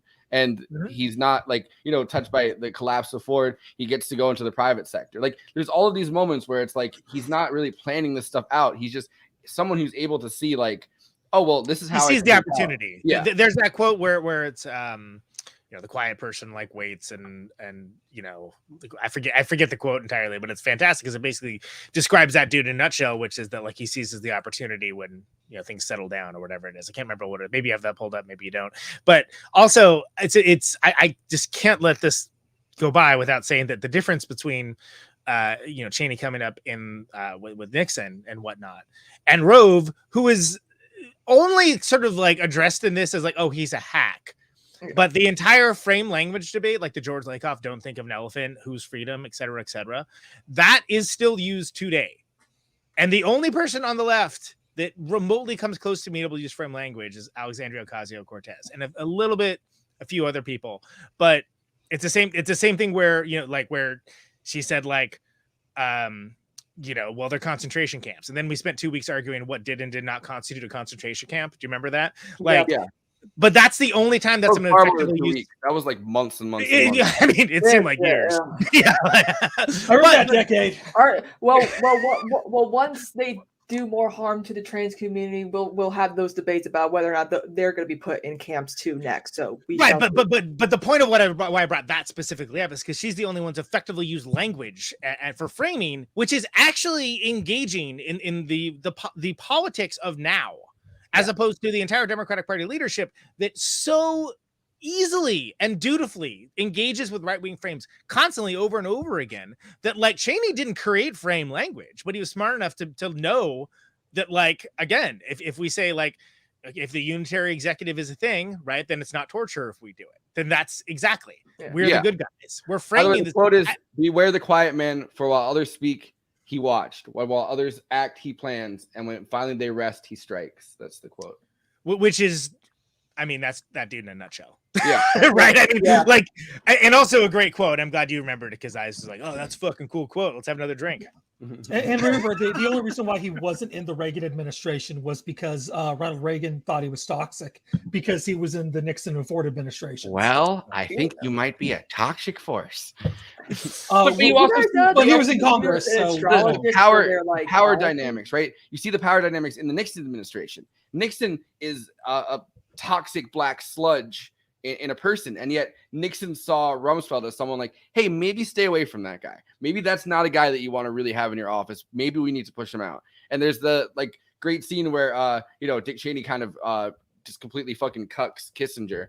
Because I don't think, I mean, Kissinger Kissinger didn't really have a constituency. Figuratively, not literally. That's a totally different movie, but yeah. Yes. What you doing to my wife? All right, I guess I will watch this unfold. But no, but like Nixon and Kissinger are two people that could only really meet up, in that one moment, right? Like as soon as Ford kind of took power, Ford didn't want Kissinger kind of lurking around the halls being fucking Dr. Strangelove, like that. Nobody fucking wanted that besides Nixon. The thing is that both Nixon and Kissinger tapped each other's phones because they both were paranoid about what the other one was saying about them, even though they were hanging out all the time. So they had both tapped each other's phones and were listening to each other's conversations.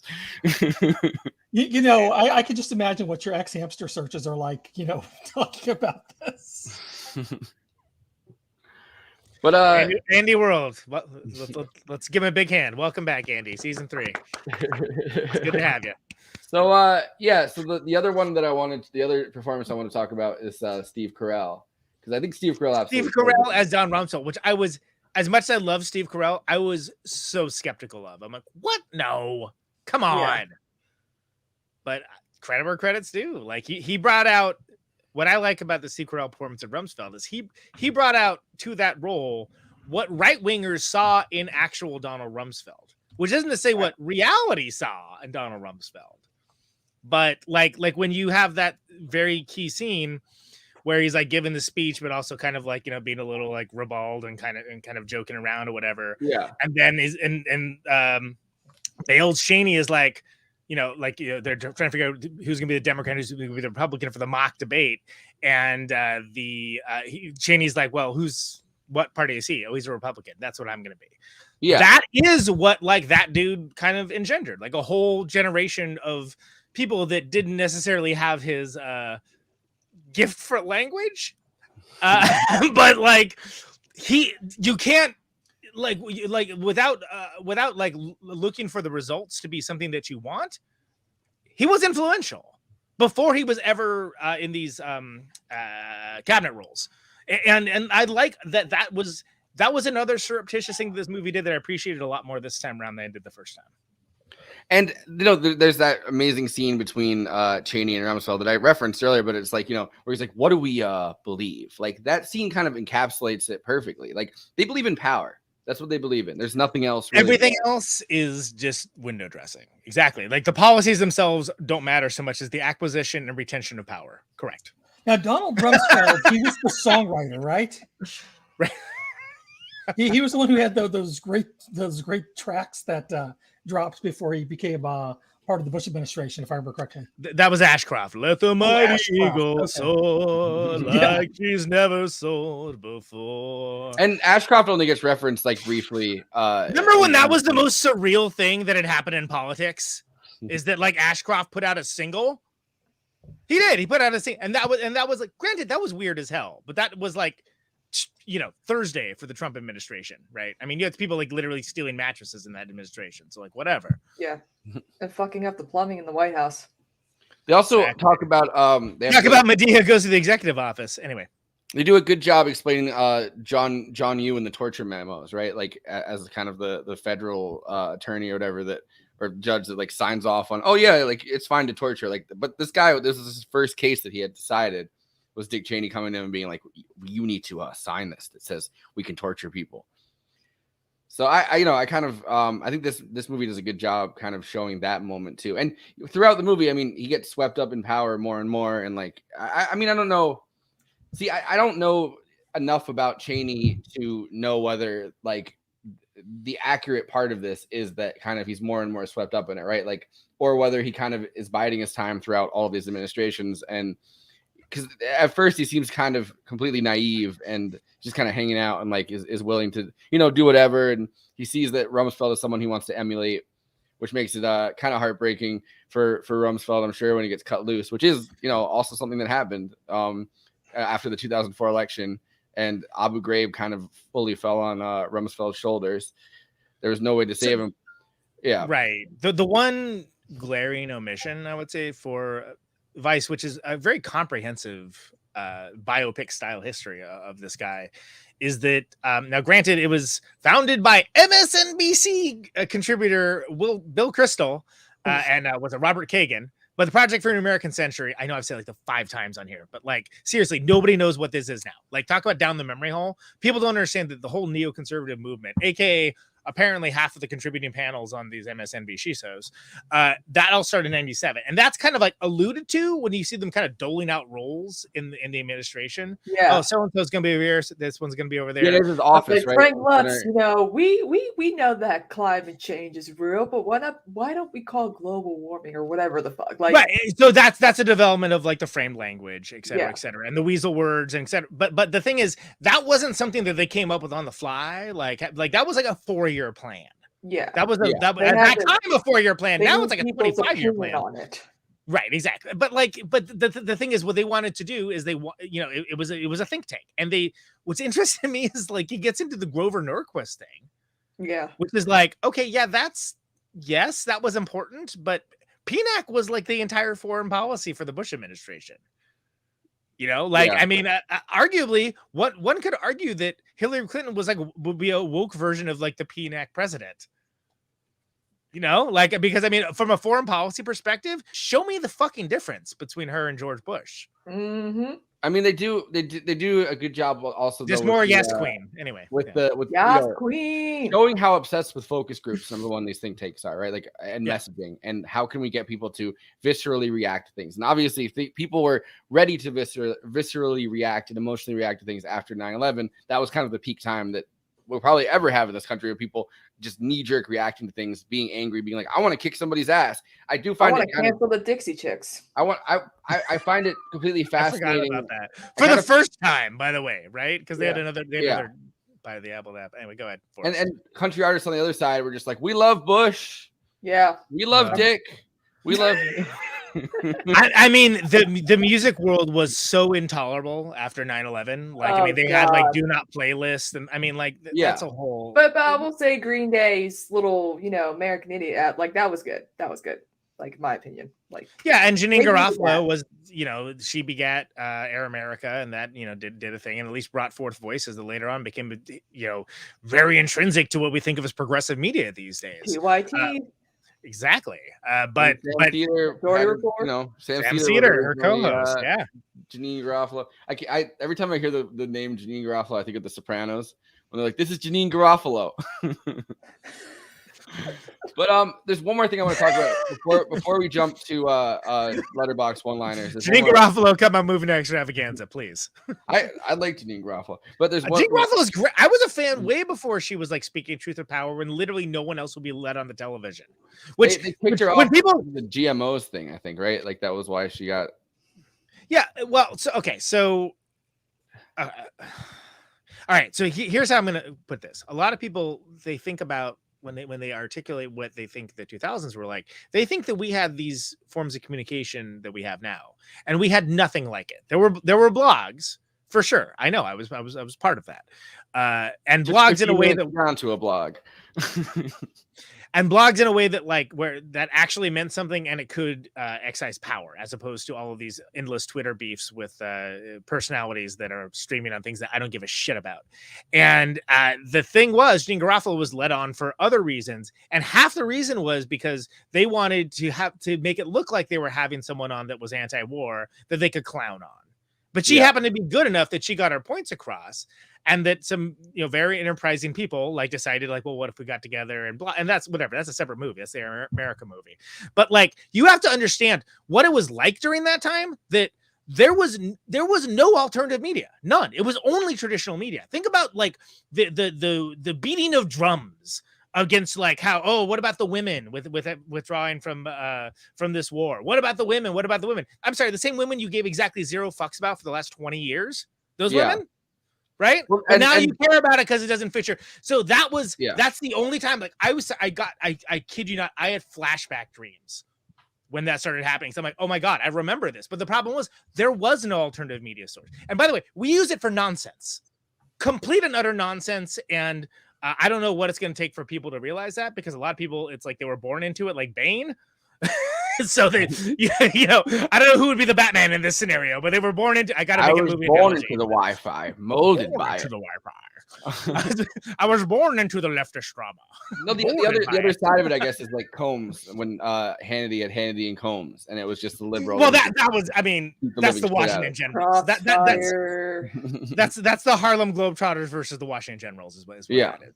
And that's slightly different because the thing and the reason why, like, so Jon Stewart's takedown at Crossfire was a like epic moment at the time, and it's not even that. Like he doesn't even hit him all the ways that he could hit them, but at the time it was like a freaking seismic wave that hit everything. In the same way that like Janine, for a comedian, and she was even like, I don't know why you're having me as a comedian on to talk about this, but sure, I'll opine about it. Like the entire leftist movement owes a lot to Janine Garofalo. Yeah, and it's something that I you know, I've been thinking a lot about folks that have passed on and like giving people their roses while they're around, you know. And I don't know. I'm sure Janine's living her best life, hanging out. She's like offline completely. So Smart. She still does. She's go on smart, the unlike us report. dummies. Yeah. No. But I mean, they're friends. Like he has her Yeah. phone number. So For sure. But like you know. there was when you talk about inciting moments, she was a spark, man. And I don't think that I don't know if that story's really been told. And as someone that literally was just sitting there, like, you know, screaming at the walls of like, oh my God, could just anyone, please, for the love of fuck. It's the reason why people like got behind Howard Dean. Because he had this speech that was just like at the convention that was just like, you know, I don't want to listen to these fundamentalist preachers anymore. We shouldn't be in this. Like, it just like went off like And in then the way he was that going to like, go to Iowa, and then he was going to go to New Hampshire. no, And then he was I'm being serious here. Remember when and during that, during the 2004 election, right? The thing that gets clowned on a lot now that seemed apparently in that moment, like people were like really behind it was John Kerry going, "I'm John Kerry and I'm reporting for duty." That should be the fucking line that gets you like kicked out of the fucking presidential primary. Not No, you're Howard Dean disqualified. going, "Ah!" Well, but again, and we've said this before, and since you pivoted to that and said the thing I wanted to talk about, which is the fact that it was because he was anti-war, but he wasn't Dennis Kucinich, which right message, wrong messenger. Yeah. And I love the guy. I opened for him. That's a different story. But like, wrong messenger for that. Howard Dean managed to like, he had the fire behind it way before this thing. But that was like, wow, there's a presidential candidate I can vote for that's against this war. Oh my God, I'm in. Now, the thing with like the Scream, here's why Dean is a dummy. Because he talked about media consolidation and how like, oh, maybe we should break up these big media companies. Like 2 days before Iowa. And I saw this live and my jaw was like on the floor. I was like, did you just hear what this guy just said? Well, I know, you know who did is all the executives, like network style, because they took just the isolated mic and they replayed that every single day for forever to the point that it's now all that dude is known for. Right. But specifically, that's the thing. The thing I need to just one more time, I have to bring it up. It's because he said he wanted to break up the big media companies on a news program. I don't remember which one. But I was watching it. He spent the rest of his career kind of making up for that to the executives at different companies by kind of being their, you know, guy on licking boots and then becoming kind of like wasn't he like a health insurance? Yeah, he was he claimed he wanted to do like a single payer program and then bailed on it right before he did it. But for like one 3-month period of time, like he was the guy. He was the guy that, and like, what would have happened if he got in there? I don't know. It would have been better than what we got with like Bush for sure. But like, that's how starved for a voice people were. And that's what this movie is showing. And that's the only thing I think it doesn't do a good job of doing. That and the PNAC thing is that like, you don't get the idea of like there being, everyone is used to like, you're prompted by these social media networks to react to things. What's your reaction? So-and-so has a new video up. What's your reaction? That was not a thing. That was not you. Not only could you were you not prompted to do that, your feedback was unwelcome. And you were like the great unwashed masses. And that's what, like, again, Marcos Melitzis is a fucking idiot. He was an idiot then, but the whole blogosphere thing was a bunch of people gathering together for collective power to have a voice that just said no. Now it turns out at the end of it, like some of them went like way nutty, some of them went way another way, some of them always were assholes, will continue to be assholes. Doesn't matter. The point of fact is that like the nature abhors a vacuum. And it's about the only thing the Vice doesn't do, and it's 2 hour and 11-minute runtime. But that's a different movie, and there hasn't been that movie yet, and no one seems interested in telling it. But when they freaking tell it, they better include Janine Garofalo because we owe her a lot.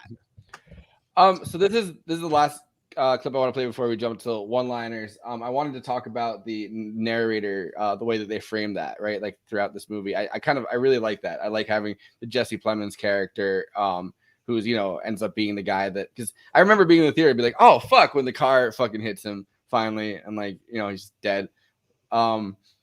Yeah. So that's the last topic I really want to hit on, and then we can go to Letterboxd one-liners, and I'll go to final thoughts. But the narrator came kind of from one of my first readings of the first couple books. I just thought it was incredible that there was this guy who was changing America and chasing power, and his heart was getting these scars on him. You know, he was smoking like 3 packs of cigarettes a day during the Ford years, eating a dozen donuts, and he kept having these heart attacks, chasing this power. And then in the end was like, time to die. And they're like, nope, get another heart. And I was like, that's America. The heart that he got is America. And so I kind of came up with this idea of like the everyday American as kind of the narrator. And that's where it came from. It's just crazy that this guy did what he did. And in the very end, and not to mention the fact that he clearly jumped the donor list. I mean, yeah. Speaking of, I only recently learned that that's your heart in the X-ray. That's true. That's true. Yeah. So that's your little cameo, your little Hitchcockian. That's my Hitchcock, is in the scene where Cheney says, give me all the intelligence.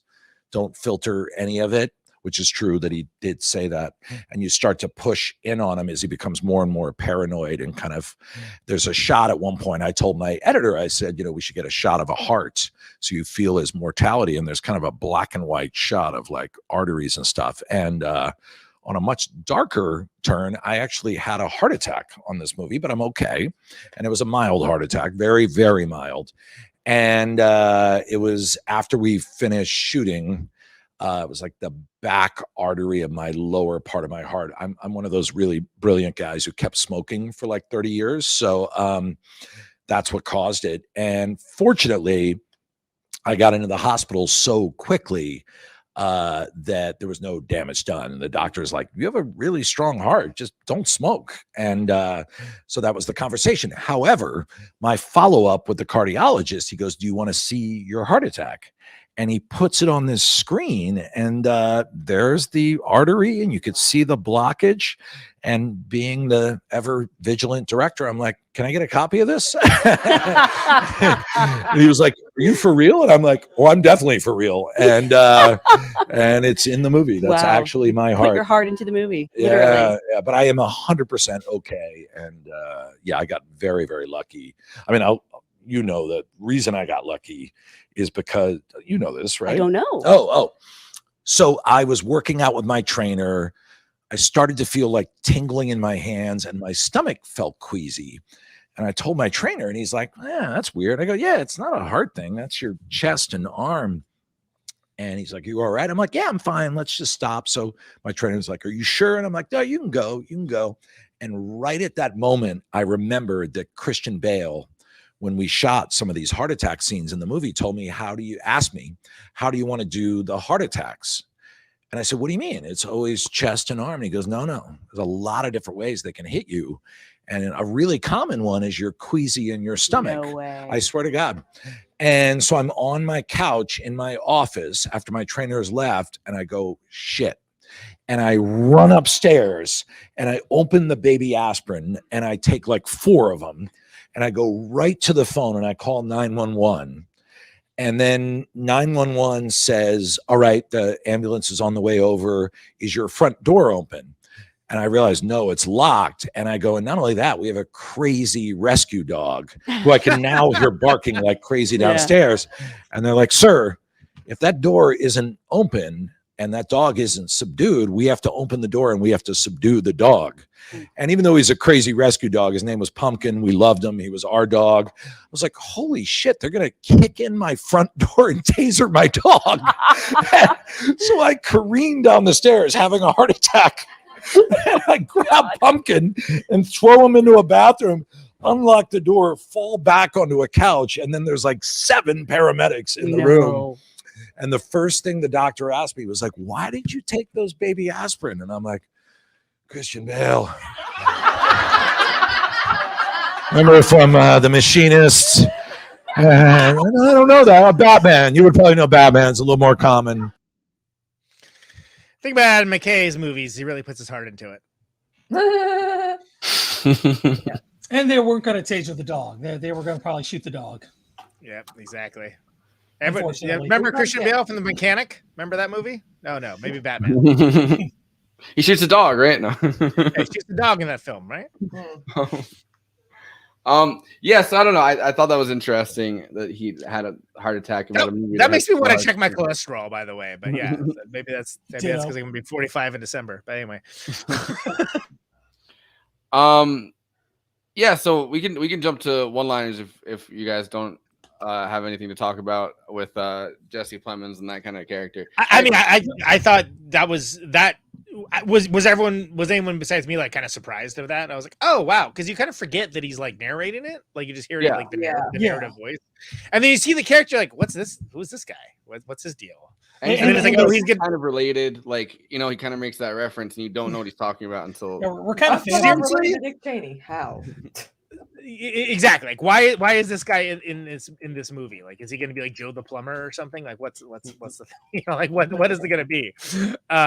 But yeah, when it finally comes around with that character, you're like, oh, okay. It's very clever. It's well done. The other thing I think is really clever with it is that he's sent to Afghanistan as the Iraq war ramps up, and they're sending all the military equipment away, and he's like, oh, I don't know what, like they're sending the military equipment, I guess, to Iraq, and you realize like, hey, all of these things are kind of have a ripple effect, right? And it touches everybody's life within. And they show, don't tell, which is always great, because there's nothing worse than just nothing but like exposition.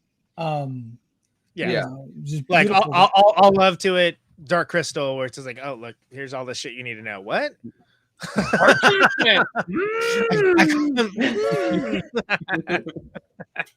Project for a New American Century.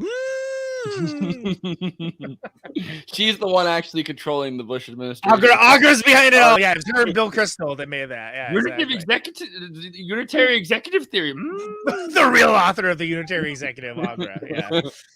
I'm glad she's making a comeback in season 3.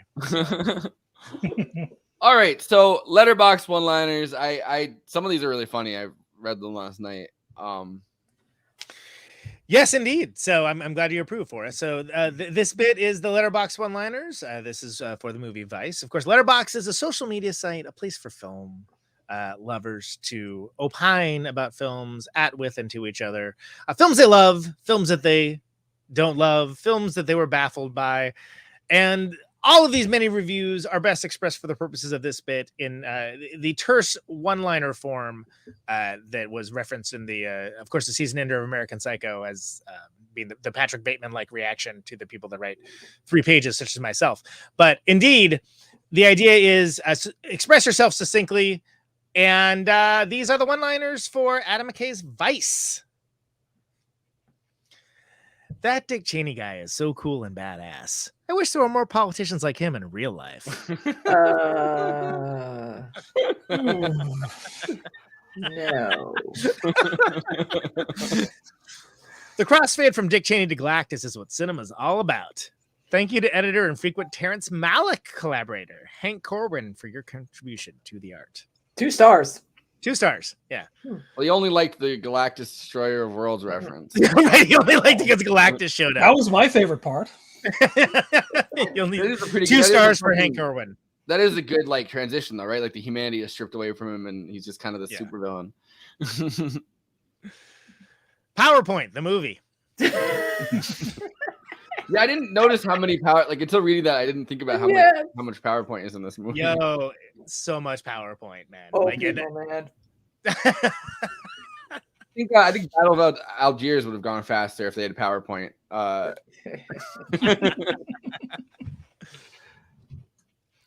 Damn near shit myself when Christian Bale as Dick Cheney turned to look me directly in the face. Yeah, and the lot, like the unapologetic. I wrote it. I think I wrote it down. The unapologetic thing at the end of it that he says, right, where he's like, "I can feel your recriminations and your judgment, and I'm fine with that. If you want to be loved, go be a movie star. The world is as you find it. You have to deal with that reality. And there are monsters in the world. We saw 3,000 people burned to death by those monsters. Yet when you object, when I refuse to kiss those monsters on the cheek and say, pretty please, you answer me this. What terror attack would you let go forward so you wouldn't seem like a mean and nasty fella?" Like and subscribe. Like, I don't know. Maybe you should have let 9/11 not happen if that's what you really feel. Like that was you were on watch when that happened. Yeah. I can't hear you, Andy. But I agree. watches this episode and has another heart attack. Wow. Although didn't he have like a thing that's like pumping blood through his body, but he has no pulse? Wow, Chevy Chase was great in this. His Christian Bale's fucking Dick Cheney is kind of Chevy Chase in Community. It's I expected that one to land way better, but yeah. You know, though, I really do want to see Christian Bale star in a Chevy Chase biopic now. Yeah, there we go. Sounds good. I'm in. Greenlit. Roses are red, violets are groovy. Dick Cheney is bad, and so is this movie. Oh, Andy Levy! No, how dare you, sir? I feel like though that like maybe this is someone that just reacted viscerally to the fact it's about Dick Cheney. You know what I mean? Like, it's Andy Levy. He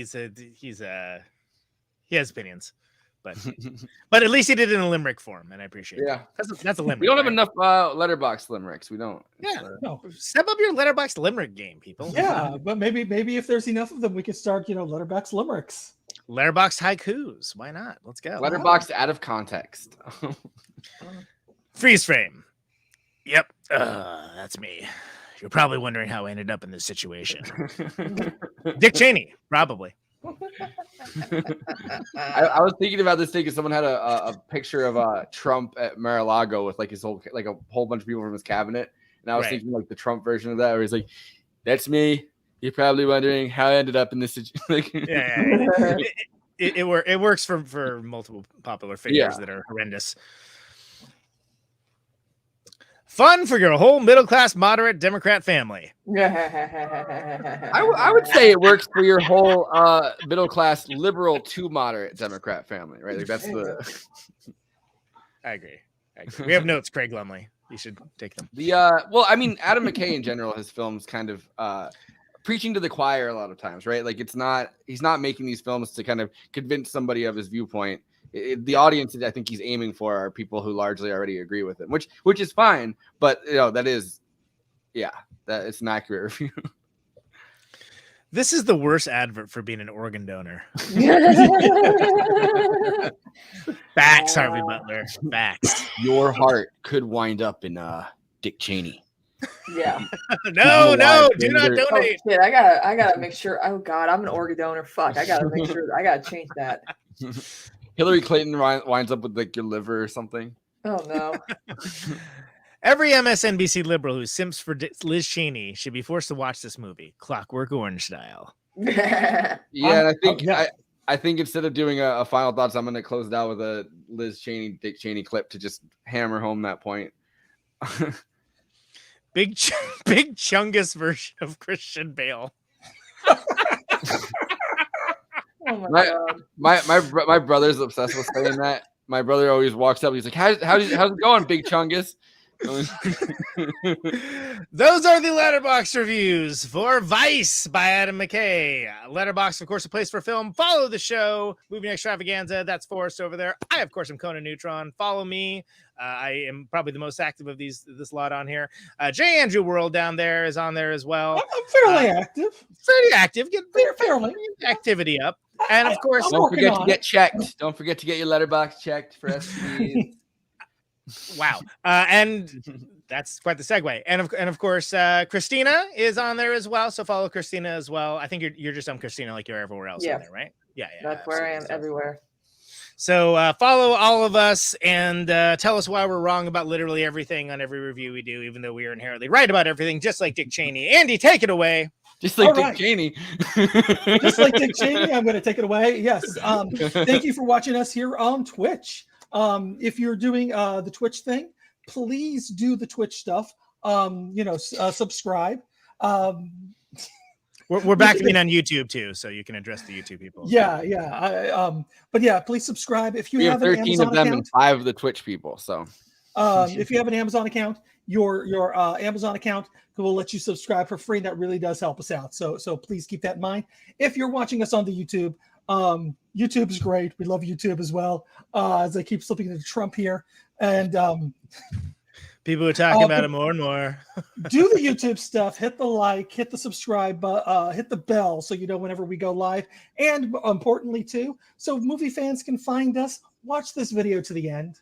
When you think we're done, don't skip away. No, watch to the very end because that's how people actually find us. So even if you want to mute it and press the minus thing and have it go down, just keep it on. But importantly, ring that bell like Dick Cheney shot his friend in the face. Yeah, we didn't even touch on that. That's like that guy had to apologize to him. Amazing, an astounding moment in American history. And of course, we have a Patreon, and that also helps us out. But Patreon also gives you extra stuff like extra videos. We do after parties after certain episodes, such as Battle for Algiers, I think was our last after party. Yep, and that's on there now on Patreon. And we had fun. We were getting lit. We were hanging out. Yeah, crazy stuff happens in the after parties. We're gonna do, I think, 2021 movies we like best in 2021 roundup at some point, right? Yeah, and just like I think maybe 1 or 2 like just chill hangout streams. Those are always fun. Yeah, we don't do that. Like I always kind of pre-plan all this stuff and kind of rigidly write out a whole thing. And you know what I do? I don't plan anything. And I'm a 22 viewer Andy, so let's go. And New kid Kristina Oakes bringing the chaos theory into movie extravaganza. And while you're doing all this stuff to help us out, hit up Kristina Oakes on her her Twitch, her Twitter. She also has a Patreon. Patreon, yes, she has a Patreon. Where it's all Kristina, an Anna Kasparian eventually. Nice. Are you doing Vaushon? It's gonna happen. Just calm down. He's back on Twitch, so I wanna like I need to get big enough to one day fucking Sam Cedar Vaush. No, it's gonna be like Jackson Hinkle. He's gonna be so confused. Well, now I said I need to get big enough to. We'll keep those ex-hamsters. Anything else, Andy, or is that don't we have a Reddit? We got a Reddit now. We got a Reddit now, yes. Which I forgot to post to. I hope somebody else remembered today. Nope. I haven't even like had a thought in my head today. So Look, man, all I remember to do was start drinking early. That's all I remember. I think I posted on Instagram, which I think we're all on Instagram. So yeah. And there's a what's the other thing? Not Slack. It's a Discord. Discord, yeah. Yeah, you guys really gotta plug that shit for sure, because I even sent an invite link in my Discord to you guys, so so people can join your Discord. Whoop, whoop. You are young and full of energy, whereas Andy and I are old and tired. You're old and feeble, is what you're saying? No, I didn't say feeble. I said tired. I'm so tired. Not like of life, but just in general. I'm just like I need to sleep more. Yeah. Yeah, anyway, I'm the genie of the group. So, Kristina, we should develop a thing for you to say at the end of this, but that could be something that we talk about later, I guess. Anything did we miss on there? I do the letterbox. Andy does all the social stuff. Yeah, I think we're good on that. I am excited to do some hangout streams. But Kristina, you do Twitch subathons and stuff. I mean, that's never been my thing. I don't like kind of just hang out and not plan stuff out. I'm too kind of OCD for that. I don't know how I do it, but I just do it. Protonic Reversal, lots of new episodes coming up since we're just throwing out plugs, I guess, now. And they're patreon.com/Protonic Reversal. More people that I expected in the movie extravaganza crowd are excited about the Justin Broderick episode, as am I. We also have a crossover, Marvel versus DC style, with This is Spinal Tap coming up later this month, and more details on that to be announced later. But it's going to be special. That should be a good one. I'm excited for that one. Yeah, that should be really fun. ProtonicUniversal.com. It's on all the normal podcast things as well.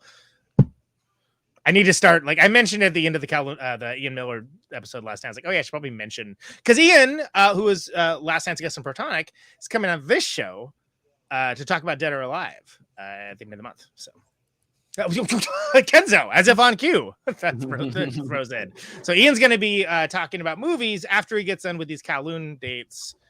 Kowloon Wild City, they're hitting like the Rust Belt and East Coast and stuff. But he'll be on at the end of the month. That's true. At least Burr did shit. She's the right person. Alexander Hamilton. No. I hate Lin-Manuel Miranda. I want him to suffer. I want him to get waterboarded. In Fortnite. Christina's going to resign from her position as whatever the position is that we created for her. I don't know what it is. I can't even articulate it, but she's going to... Fourth mic. Yeah, exactly. I don't know. Miranda. What's the order of succession? Would it be like what would it be Erica after that, or like I don't know? But this is a terrible bit. Let's bail anyway. You know what I'm gonna say? Tim Kaine in the membrane. Tim Kaine in the. Wow. To think that dude was a heartbeat away from the presidency. Kristina, let's hear some final thoughts. Anything you want to bring up with this? It is a fucking long movie, so there's so much in it that like I don't think you can have an episode where you talk about everything that's in it. Yeah, I have a love-hate relationship with this movie, clearly, I think we all do. So like I love Christian Bale. I just hated finding all this shit out. And that's all I'm gonna say. Yeah. I can, I feel that. Can somebody answer Evil Yoda's question, please? I don't know what we're doing with Discord. I just made it. Oh, well, if you don't know, I definitely don't. I have invite link in chat. Yeah, we'll throw it. We'll do what Christina said. Yes. Okay. So yeah, Kristina, sorry, did you have more you wanted to add to the No, I'm good. Okay. Conan. Oh, for some reason I thought we already did mine, but no, we didn't. So I like this movie way better on rewatch. I think it was a little too harsh with it originally. It's a bold style, like it's kind of interestingly like almost like McKay does an almost like pastiche of like 90s style, but also very much like of its time as well. But I actually think it works. Like I have a much stronger feeling of liking this and feeling like it did a really good job articulating everything that it tried to do, which is a lot than I did the first time. This movie does a lot, just like Don't Look Up. It does a lot, right? And like I said, the fact that they put in Grover Norquist group, it did not include the PNAC, was like, that's a befuddling choice to me. But you can't include everything. It's already like 2 hours and change, right? So incredible performances. Like, to be explicitly clear, Christian Bale should have won Best Actor that year. Because I mean, Rami's good. I like Bohemian Rhapsody. I love Queen, but I mean, it wasn't even a contest. And the fact, I think I like the source material. I like Queen better than Elton John, but we can discuss that maybe in the after party. I think that this movie came along at the perfect time for the current end of memory. Yeah. And that's maybe not something I appreciated about it, because at the time I was like, didn't that just happen? And of course it didn't just happen, but it feels like it just did, because that was such a huge part of my life for such a long time. I took over Bands Against Bush from Toby Vale of Bikini Kill in the early 2000s, because that was literally our biggest problem, right? And the fact that like people are like, well, Bush wasn't so bad. It was like, shut up immediately, never speak again.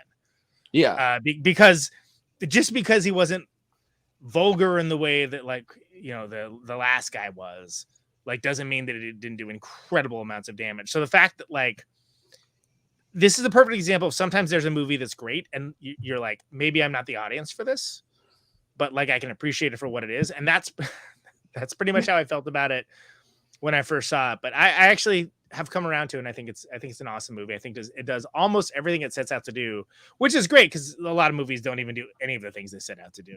Yeah. And it's honestly, it's a good watch. It's a good watch, and that's look, doesn't happen often, but when I'm wrong, I'll admit it. I think I might have gotten this movie wrong when I first watched it. So happy to do it, and I probably wouldn't have done it if we hadn't been doing it on the show. Frankly, I probably would not have rewatched it. So I'm glad for the opportunity. I'd like to do The Big Short sometime soon too, and like kind of compare. Big Short, I loved immediately. I was like, this is everything I want out of a film. But yeah, for whatever reason, and I love Don't Look Up, controversial for some reason. For reasons I don't want to get into. That's about them. But Kenzo felt that way about Faces of Death 3, by the way. That's a good. One thing about Don't Look Up is I think if they had structured it a little bit more like Vice or The Big Short, like with kind of breaking up some of the information, I feel like I would have been able to process it a little bit better, which is something that I realized watching Vice again. Like, oh shit, if they had like kind of done something like that and kind of given you that information through those kinds Margot of Robbie in a bathtub. Well, that's any movie. Any movie. You can explain whatever. Exactly. Like the most reactionary shit in the world. And I'd be like, yeah, makes sense. I saw Margot Robbie. The Dino De Laurentiis Dune becomes a million times better if all that exposition is read by Margot Robbie in the bathtub. I mean, that's a science fact, really. The spice controls life. You're like, or whatever. The spice extends life. You're like, yeah, I guess. Yeah, whatever sure, you say, yeah. I'm in. Okay. Tell me more about I can't. Oh yeah, I can't even think of the guys that their eyes go all weird. Didn't even like talk about it in the Denis one. The calculator dudes. They're not called calculators. What's to say they're called calculators? Mentak. Thank you. Yeah, aka the calculators. Yeah. Anyway, good film. And I'm glad we did it. Interesting way to start this season, but I'm not against it. You know, I still clearly have a lot of black sludge from the 2000s in my soul that gets excavated now and again. So apologies if I went a little too hard, but you know, it was absolutely infuriating that people kind of started to rehabilitate Bush. And I mean, I was, yes. I mean, like I was like back to screaming at the computer, you know. and it kind of terrifies me that at some point I feel like someone like Ron DeSantis or something will be the Republican nominee and they'll start to rehabilitate Trump. And you know what I mean? Like, and then they'll rehabilitate Ron DeSantis eventually. Yeah. So it's like this kind of I don't know. I mean, we do kind of have this idea that, you know, the president is a good dude, right? Like, not with Trump maybe, but like with Bush, people were still like, oh, well, I could tell, you know, he had a good heart. And it's like, for what? Well, number one, like Dick Cheney's the one in control. He does not have a good heart. His heart kept failing. But number two, like, you know, number two, like what, based on what?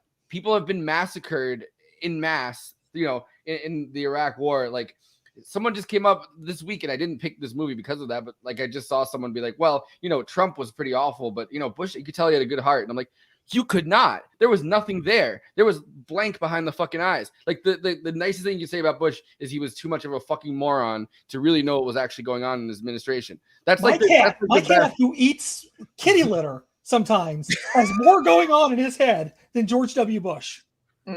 That's like the most you can, and that kind of is the way that this movie seems to do. Like, right. Like Bush is kind of hands off completely to the point where he's just not even in the room when fucking 9/11 happens, which he wasn't. But like, you know, like Cheney's calling all the shots. That's like the nice version of it. The you know, the fucking not so nice negative version of it is he's just an equal collaborator with everybody else. I mean, who knows? I feel like Bush kind of was able to get rehabilitated because he was so stupid, like, or seemed so stupid, right? Like, like, oh, he's a moron. Yeah.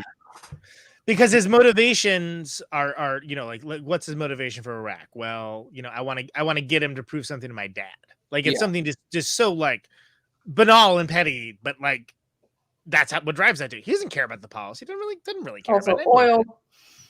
Yeah, well, I mean, oil as a means for power and making money. He cares about that. He cared about status. He cared about like proving he was as good or better than his brother. You know, like I mean, it's all like classic drama tropes. Yeah, but it's like not a hard dude to understand. Whereas Cheney is more interesting in the fact that, like, you know, he maneuvered himself through the power behind the throne, and meanwhile was enriching himself with all these contracts and just making money hand over fist, and basically paying off himself for like decades and decades of like hard labor in the ethos mines, and like it's a way more effective telling of that than I ever gave it credit for the first time.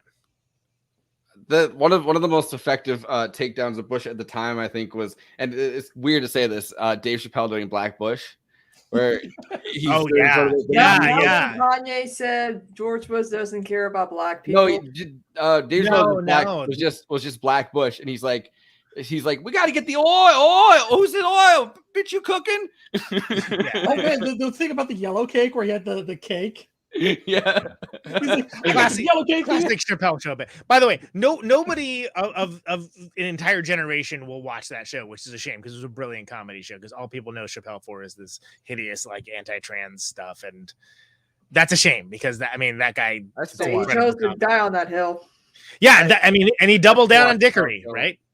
That guy made his choice. But like, yeah. Final thoughts? Oh yeah, my final thoughts. We have not mentioned Allison Pill as Mary Cheney, who is a wonderful everything she's always in. So it's a very small part, but she, every single time they give her a moment to shine, she certainly does, shine. And so yeah, shout out to Allison Pill. Come on the show. Yeah, and that is the most humanistic thing in the movie, and it's devastating when her sister, who's Lily Rabb plays her, who's from American Horror Story, but like that well, she's in like a bunch of seasons of that, but she played Stevie Nicks in that one season, but so she was in that season with Stevie Nicks. She was a Stevie Nicks fan as a witch in Coven and met Stevie Nicks, but she was like the Stevie Nicks corollary character. Very humanistic, and then completely devastating when you realize that like power is corrupted everybody in this family so much that like Dick Cheney's just like, no, you got to come out against your own sister. Like which they kind of gloss over too, because like that from my understanding they haven't even spoke Mary Cheney and Liz after that, or at least for a while, which is terrible. And the whole Mary Cheney thing is the only thing that humanizes Dick Cheney, and it still pisses me off that he was the force behind Martin O'Malley getting a pass in Maryland, which I'm glad did, by the way, because Martin O'Malley, before he left office, did two good things: was pass gay marriage and end the death penalty. So and 2 seasons of The Wire. we're David Simon. Before I got transported back to the Middle Ages for Game of Thrones. Yeah. Yes. David Simon ran into Martin O'Malley on a train, and there's a whole story about how there's a really awkward I bet. What is that conversation like? I think finally he fucking hated The Wire, Martin O'Malley. He did not. I'm not surprised because Martin O'Malley wanted to be like Beto O'Rourke, but like dad mode. Played bass guitar for an Irish band, and that's what he wanted to be, known as like the cool clown dad. Is what he is. He's a clown. Yeah, no, he is. But he wanted to be that for sure. Yeah. The thing is, though, is like I will give him credit for actually like coming up next week, bending Martin political capital that he did.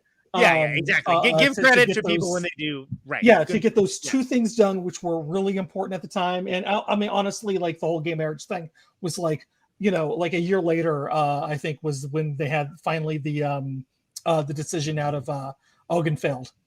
From the Supreme Court. So and one of the few things that Biden did good, well during the Obama got us out of that foolish piece of shit war, and against the wishes of our overlords in the media. And Biden the most also, powerful constituency. Biden not going to war claimed to gaffe, but like he went on TV and he pushed for gay marriage to be legalized and said, the Obama administration was in favor before Obama was ready to say that. So he was ahead of the curve on that as well. Add credit where credit's due. I don't particularly care for the guy, Gavin Newsom also. Yeah. So this is my final thought, and then I'm going to end it with the Dick and Liz Cheney clip, but we'll be off by then. I just wanted to really hit home with that. But they say my heart can give him another 10 years. Cheney doesn't like to refer to it as someone else's heart. He likes to refer to it as his new heart, which I have to say, even though I'm dead, makes me feel pretty shitty. 74. He's regained the look of his days in office. reminders of which popped up again last month with the release of these previously unseen photos. They were taken on September 11th, 2001, showing Mr. Cheney first dealing with the crisis in the White House bunker, then being whisked away to that now famous undisclosed location. It was, a remarkable day, a tragic day in terms of the loss of life and the extraordinary set of circumstances we had to face with. And a day that shaped one of the most controversial vice presidencies in history. How'd that day change you personally? Not from a policy standpoint, but change you? Well, it's been alleged by some of my friends that 9/11 did change Cheney, that when he was a Secretary of Defense in the first Bush administration, he was a warm, pleasant, lovable fellow. And he became more of a hard rock afterwards. And I think it's probably true. It changed the way I looked at the world. The way he looks at the world is pretty well known by now. Dick Cheney is unapologetically hawkish. The rest of our troops in Iraq will come home by the end of the year. He was an early critic of the Obama administration's national security policies, especially the troop withdrawal from Iraq and Afghanistan. The mindset is hard for me to understand. I think we have to recognize that it's a dangerous world, that it's more dangerous than it has been before, and that those threats out there we're faced with are increasing while we strip ourselves of the ability to deal with it. Mr. Cheney is renewing his criticism of Mr. Obama with the help of his daughter, Liz, a former State Department official and one-time Senate candidate. In their upcoming book, Exceptional, published by Simon & Schuster, division of CBS, they accuse Mr. Obama of retreating from the world's problems, diminishing America's power as the threat of terrorism rises. This is a pretty harsh criticism of a sitting president. Well, it is a necessary criticism, I think, is the way we both feel about it. That, it's not an attack on him as a person, but it's very much sort of raising the alarm about the policies. Take, for instance, their criticism of the president's recent nuclear deal with Iran. With this deal, we cut off every single one of Iran's pathways to a nuclear program. You say of the deal that the Obama agreement will, 1, lead to a nuclear-armed Iran, 2, a nuclear arms race in the Middle East, and 3, the first use of a nuclear weapon since Hiroshima and Nagasaki. That's a pretty daunting prediction. I think we say it may well lead to the first use of a nuclear weapon since Hiroshima and Nagasaki. And the reality, as my dad has described, is that this deal makes war more, not less likely. But think about what kind of a regime it is. They've violated virtually every agreement they've ever been a party to. I don't think they can be trusted. I think they've demonstrated that repeatedly.